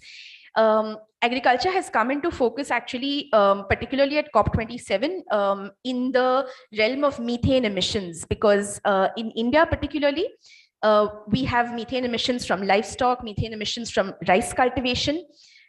Here again, yes, we need more R&D in terms of how do we equitably abate methane emissions in agriculture and livestock without hurting livelihoods, without hurting our trade prospects. But then we can also, at a multilateral level, look at shifting the discourse towards where else methane is coming from, where it's not so much a survival emission. Where are the luxury emissions of methane? So the oil and gas sector in the developed world is something that we can shift our focus towards. Whereas for our country, agriculture emissions are essentially survival emissions. So yes, all of the sort of people angles as well as the ecosystem degradation angles have to be brought in when thinking about financing new projects. And any approach cannot just account for how much carbon is a particular sector sequestering, definitely. So hope I've answered that question somewhat. Thank you, Avantika. Colonel. Thank you. I would like to add more to your sector also. You see, I'll give you one example of carbon sequestration of the water bodies, which is being done by the dredging and various means. Now we have an Indian Ayurvedic system, which has been mainly inherited from Kerala and Odisha, whereby herbals, putting herbs into the water, it's being cleaned. So you're reducing the emission. There's less of disturbing to the aquaculture, and it's being done very well. Lahartara Lake in Varanasi is the latest one which has been done. Coming to your question. Yes, Google Earth definitely is better. There is no compromise. But if you go on Meta 4G or version of the Map My India, it has the 3D, and rather in the Indian context, it's better three-dimensional pictures what you're getting in the Google Earth. In fact, I am myself working on it because we are coming on the virtual reality-based, the climate projections, environment projections for future. So a better data aggregation and better environmental assessment customized to India. It's there on the Maple, and you can go on the 4G metaverse and you will get it there. So it is specially done for the urban planners. So that is where we are.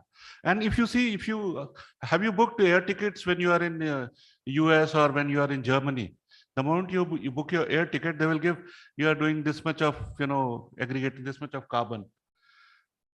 Google same, when it facilitates reduction of carbon emission in their country, in our country, they will not. If you go to Map My India, they will show, okay, you're using this transport, you're booking your air ticket, this much you are creating. So we need to have indigenized system so that everybody is encouraged, to reduce the carbon footprint. Thank you, Colonel. That's very insightful. May I another round of question and then we'll close. I can see Poonam Mishra. Poonam, please ask your question.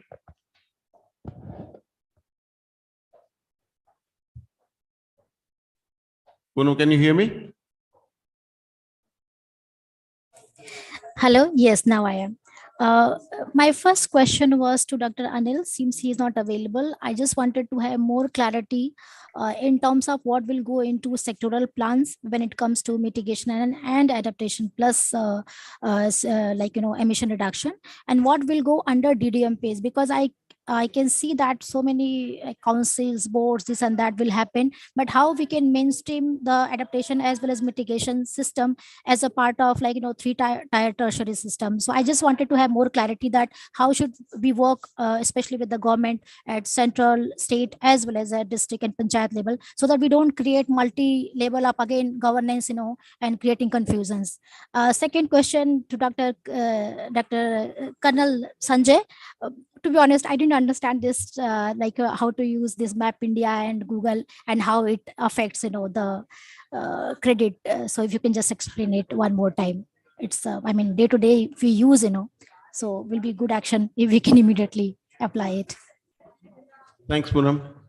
Any other question? I have two questions with me from chat box, but Vikrant, and then I'll read those two questions also. I don't have a question, but I got a response from member secretary Kamal Kishore from the NDMA. So maybe I'll share that when you say. Get the answers to this, and then I'll invite you. Okay, and then the two questions are one from Vanita Watrade, who has asked if state action plans has adopted some specific tools to reach out to most vulnerable people. We heard about use of tools, so that's the question. Then from Arul, there are two questions. India need a comprehensive climate legislation. That's the question.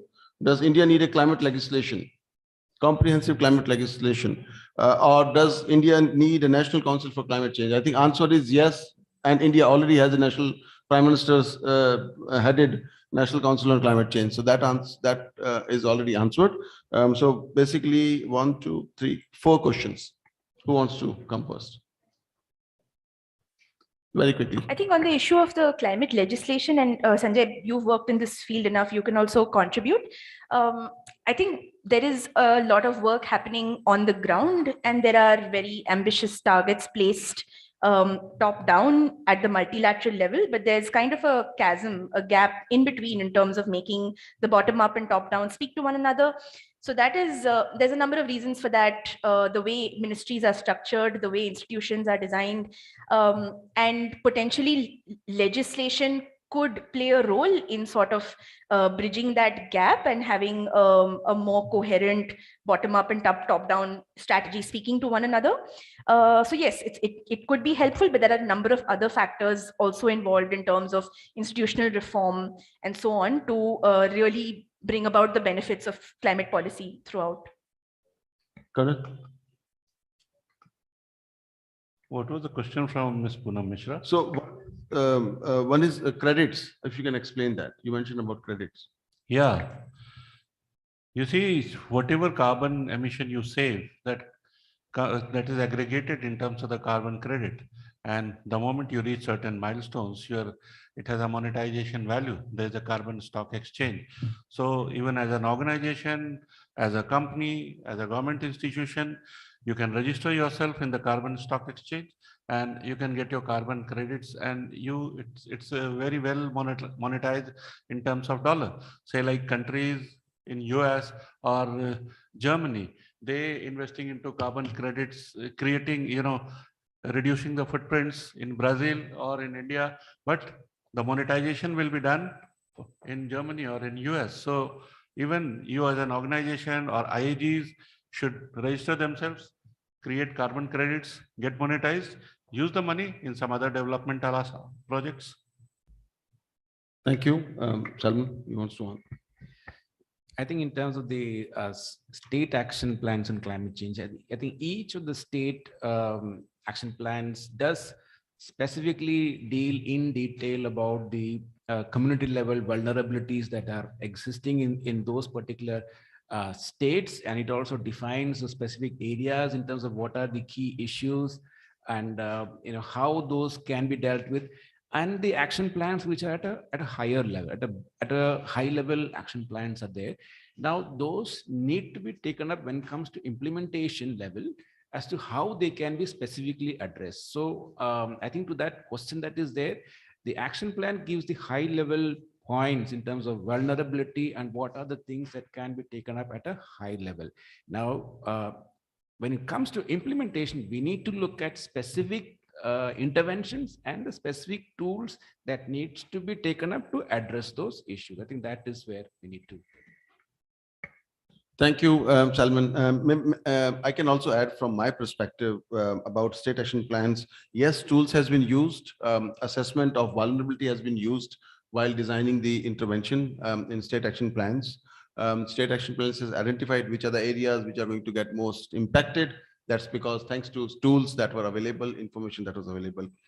India does need a comprehensive climate legislation to make it more responsible, to address to the needs. So certainly that as of now, NGT plays that role, but I think we need certainly a very specific intervention on that.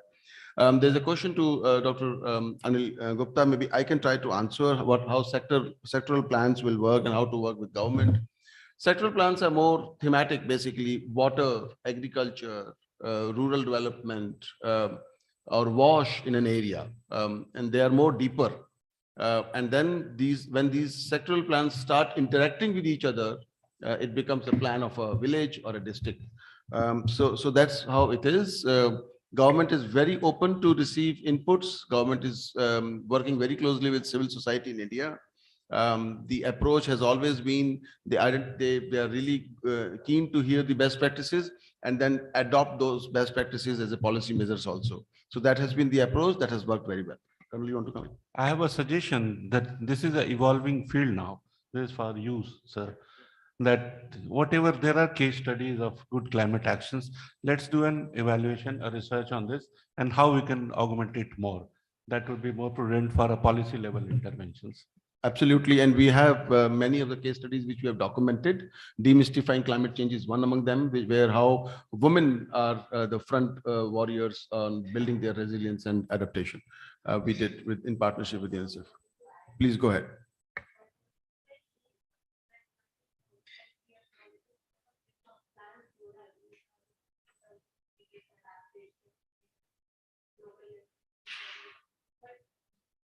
All I believe, it should not be in silos. We should not be repeating the information again and again, because this is where the entire policy framework fails. This has to be comprehensive and integrated among the ministries, within the communities, and especially contextual base.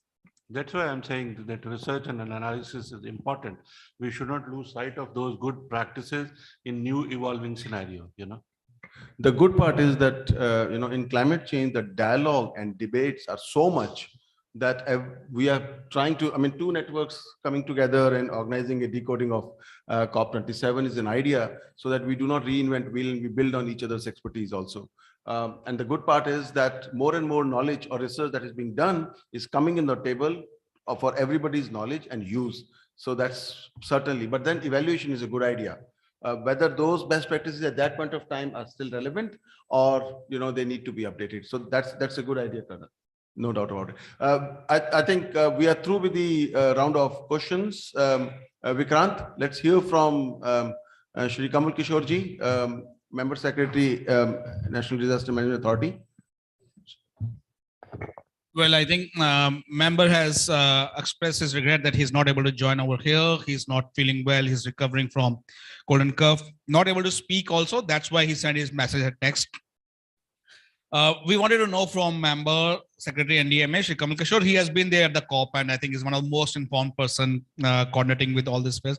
We really wanted to understand from him is that this new damage and loss fund facility, which is now created.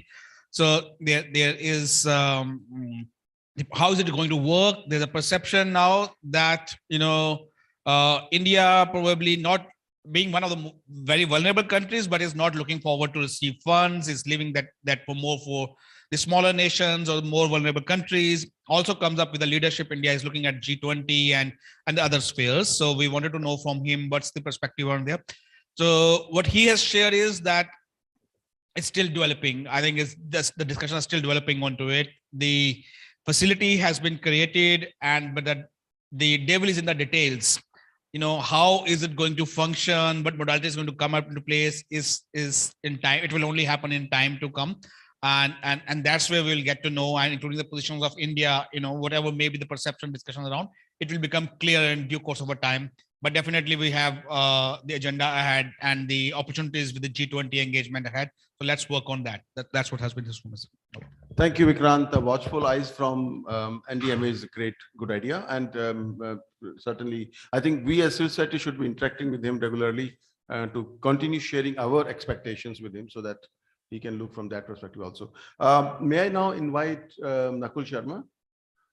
He's program coordinator with CAN South Asia, my colleague. We work together very closely. He has been working on various aspects. He's a master's in renewable energy. His interest lies in energy transition. Nakul has been keenly hearing all the suggestions from panelists. He has been documenting all those suggestions, his recommendations, or way forward. Let's hear from Nakul.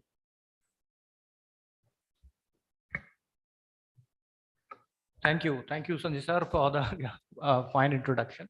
I know I'm just in between the lunch session and the summarization of this, very interesting discussion. I should say that, in the last 2 hours, even I have gained some very new perspectives into what has happened into COP. And I'll just to refresh memory, And before coming on to this couple of slides, I just wanted to take all of you, those who have been sitting here through the morning, about the session and the flow of discussion we have had. I think the first session was more about what has happened in COP, the key messages, the key takeaways from COP. What are the challenges? What were the gap? What was the agenda? What were the mandatory agenda items that were discussed at COP? We discussed the key takeaways such as loss and damage finance facility, the gaps in ambition and finance, and the challenges that we need to keep a keen eye on. The second session, which has just concluded, was more about internal looking. What we as civil society, what we as think tanks, what we as people those who want to walk the talk on climate change can do to mainstream climate action, be it from the role of industry associations, be it from the role of India on progressing towards its NDCs, or be it the role of the LIFE mission. I think our choices, as Salman sir is sitting here, our choices makes a lot of difference. So I think having said that, I'll quickly come on to the slides. And please, accept my apologies. I am supposed to give the way forward, but I think such enlightening discussions are very rare, and we will, go into deeper details about what can be done, what cannot be done. But just taking your attention to this first slide, I think this has been discussed in detail. What has happened at COP27 is that, and Harjeet very well highlighted the paragraph 2 of the loss and damage text, was about the fact that COP this time has acknowledged is a very heavy word, about the inaction that has happened in the last 30 years since when the discourse on climate change and the after effects of climate change on overall the way our societies have been changing and the climate and weather patterns have been changing. After that realization, the inaction has led to in this situation. This is the acknowledgement. This slides tells a lot. There has been an agreement on loss and damage finance facility, but that finance facility is empty. We need to fill it up. We need to fill it up with information. We need to fill it up with designing the contours, what should be done, how it should be done, and for whom it should be done. So next slide, please.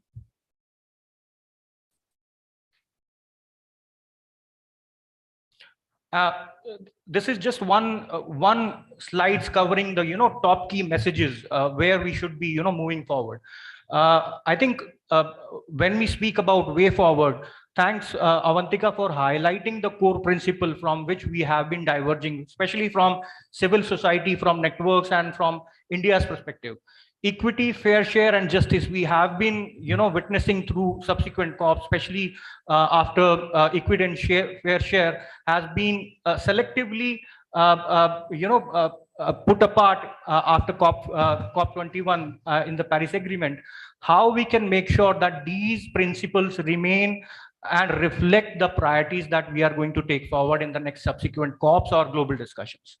As I said, one of the first key priorities that we should take is how we can inform, how we can, as civil society, as networks, can work towards understanding in a participatory manner through our networks what exactly is the requirement for loss and damage fund, who should be the eligible persons, individuals, communities, sectors, cities, those who should be in the rule book of loss and damage receivers fund.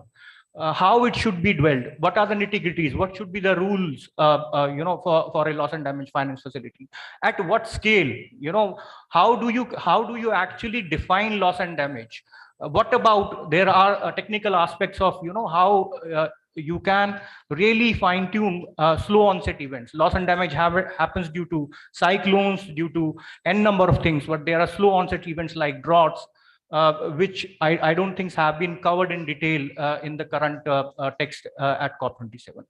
The second point and main key takeaway was there was a lot of discussion at COP27 on Article 6, market mechanisms. We, of course, all of us know about what has happened on climate finance, front 100 billion goal, this hasn't been met. There has been calculated and a very deliberate attempt. Avantika has been also been, and most of us has been following those discussion on climate finance, where the discussion from public climate finance from developed to developing countries has been shifted in a manner where the role of markets and private sector has been put at the forefront. And I think within that conversation, we should also be cautious that we should call out and we should keep a keen eye on any ideas or technical solutions which are greenwashing, which are facades. And there has been concerns in the debate at COP about, Article 6.4. There has been concerns in the language where we should prevent double counting, where we should ensure transparency. There has been technical language which says that some activities are to be remain confidential. All of these things are yet to be discussed in the year to come. We should call out false solutions. For us as civil society, I think as networks, the role starts as building our own capacity to understand the nitty-gritties of these technical language and then to call out these false solutions. So as network, can South Asia, as Fair India, it is for us to develop the capacity of our member partners to understand these technical aspects and then share examples with us so that we can share at a global platform.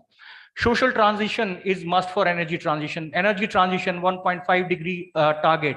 The lack of progress at COP27 on energy transition was very much evident.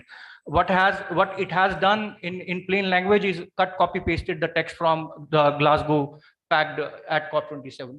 So I think while there is a lot of impetus on just energy transition in India, we have just concluded along with COP the G20 under Indonesian presidency. We have had experience of just energy transition in South Africa. The onus of ratcheting up the ambition on energy transition has somehow shifted from developed countries, which are historical emitters, to developing countries. Even if we do it without climate finance being put on table, I think social transition, livelihood transition for people, those who are going to get affected. CEW representative, Mr. Chaturvedi very well said, it's not only about energy transition, it is about economic transition as well. So that needs to be the fulcrum. The impact on supply chains had to be understood. The impact on our CSO driven grassroots people has to be understood, and we need to facilitate that advocacy while we build, while we keep an eye on the COP outcomes. Phase out of fossil fuel. This was something which Sanjay sir has highlighted, and this was the position of India in COP26 that you should not tactically put only coal as the only only dirty fossil fuel. Fossil fuel is a generic term which can be used for oil and gas also. So phase out of the COP26 text phase down of fossil fuel for us as civil society. I think it is time we call for phase out of fossil fuel, not just phase down on fossil fuels. And Harjeet very well said in summarizations, loss and damage finance facility and loss and damage has now been looked in perspective of more and more impetus on fossil fuels. So that should be our construct, that should be our narrative through which we should build. That phase out of fossil fuel is very necessary, and very necessary for small island states. People survival is depending on that. Last but not the least is the domestic actions. At one point of time, we are so much external oriented. We are so much looking at what is happening at global level, but we tend to forget what is happening at domestic level. That's also very important. Domestic level enhancing convergence, and especially convergence not only in actions but also financial resource efficiency. There has been examples. Professor Anil Gupta said that Gram Panchayat development plan, district development plan was spoken by Epicor India and been taken up by CANSA as well. The conference of Panchayat is there. All of these things, all of these actions should be our main priority because they drive resource efficiency. For an example, there are multiple activities under the NABARD in India which can supplement our climate action on ground. So these case studies, and sir has also said, let's document these case studies, is something we should be very, and not only document, we should also, spread this information across, that these are the best practice case studies towards resource efficiency and internal, actions, internal oriented actions. Next slide, please. So these are the main, takeaway and way forward for us. I think some of us also spoke about, Srini from Vasudha Foundation also spoke about the role of G20 in India. I'll just take 2 more minutes to, to weave in and connect the dots. Why G20 and its role, especially in a time where we are living. We have seen, we never saw in the last 100 years the kind of pandemic we have seen in the last couple of years. What pandemic led is not only loss of life, but also economic losses. And then no one anticipated that Europe can go to war, which is happening while we are speaking, which has led to not only energy security and energy price inflation, but also food insecurity. Vast amount of wheat, which used to be on global supply chains, on global market, has been taken off. So I think under this background and taking on understanding the divide between multilateral system, the developed and developing world, the two Cold War scenario which we are living in, I think the role of G20 to ensure that we get back on the table of global growth and prosperity, which is the original goal of G20. Has to be, it's in India's favor to put G20 back onto the business, and how it can be done. We have identified some hooks. There are 3 parallel, group which discuss all of these matters of crucial in a consultative manner. What are the global challenges? The first track is finance track, which is the top-notch track, which has been which usually is led by the governors of every central bank of the G20 countries, which is for my understanding, for CSOs and networks is not something we can directly engage with. The 2 other tracks, which is Sherpa track and engagement group, are very unique opportunities for us as civil society, as networks, to not only talk and advocate, but also keep a track on how we can put our messaging and narrative across. Something unique has happened in India's presidency. Under the Sherpa track, this is the first time disaster risk resilience and energy transition working group has been made. Usually Sherpa track used to get feedback from engagement groups, and within the engagement group, which is like a very very loose sort of, they ask representations from across the society. There are 3 working groups or engagement groups that we can keep a keen eye on.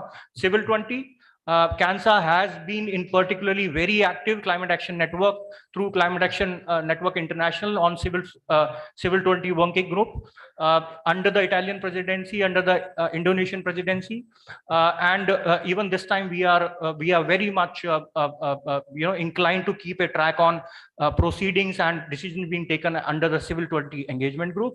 Think Tank 20 is again a very crucial working group, which would be led by organizations across India. And then Urban 20 is something, because I think urban is one of the sectors. One of the panelists also speak that around 50% of grey stock means buildings, and all of these things are yet to be built in India and South Asia. So I think these are the very clear hooks for us, and we are going to build this way forward and narratives based on these opportunities, of course, in India's presidency. Next slide, please. Not only in India's presidency, but also keen eye on decisions or overall narratives or things that would be happening through World Bank and IMF meeting in April next year, G7 summit, which is going to happen in Japan, G20 summit, of course, it's India's leadership, so we are going to keep a keen eye on, and the Substars 57 from June to which are going to happen in June in Germany. So all of these are important events and hooks where we are going to keep a keen eye on developments across climate action, and we are going to develop this partnership at a new level.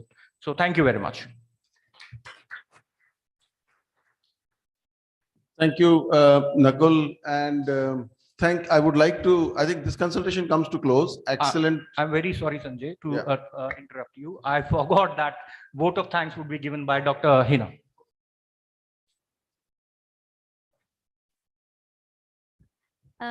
Thank you so much. And with this, we come to the close of our technical session.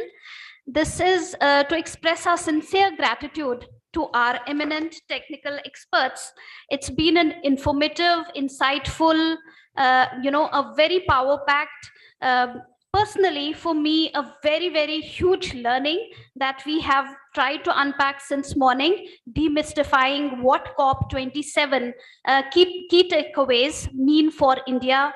And very thankful to the Indian delegates and the technical experts who have shared with us their wisdom on not only what it means to us, but also in terms of how to, seek a way forward. What are the strategies on the action plans and how we need to kind of, work on an implementation strategy. Thank you so much. A special word of thanks to Shri Kunal Satyarthi, who joined us from the National Disaster Management Authority, also to Professor Anil Kumar Gupta. A very, very special word of thanks to Kansa and to Sanjay ji and your team for helping us in covering this. This is a very wonderful initiative, and we hope to engage other stakeholders in this process. The key takeaways and the analysis of the recommendations will also feed into the South Asia Regional Learning Exchange, which is planned in Bangkok next week. And we will be sharing some of these learnings in that forum as well to see how we can, strategize this. Thanks once again to all. And the lunch is ready and we can all proceed for lunch. Thank you. Thank you.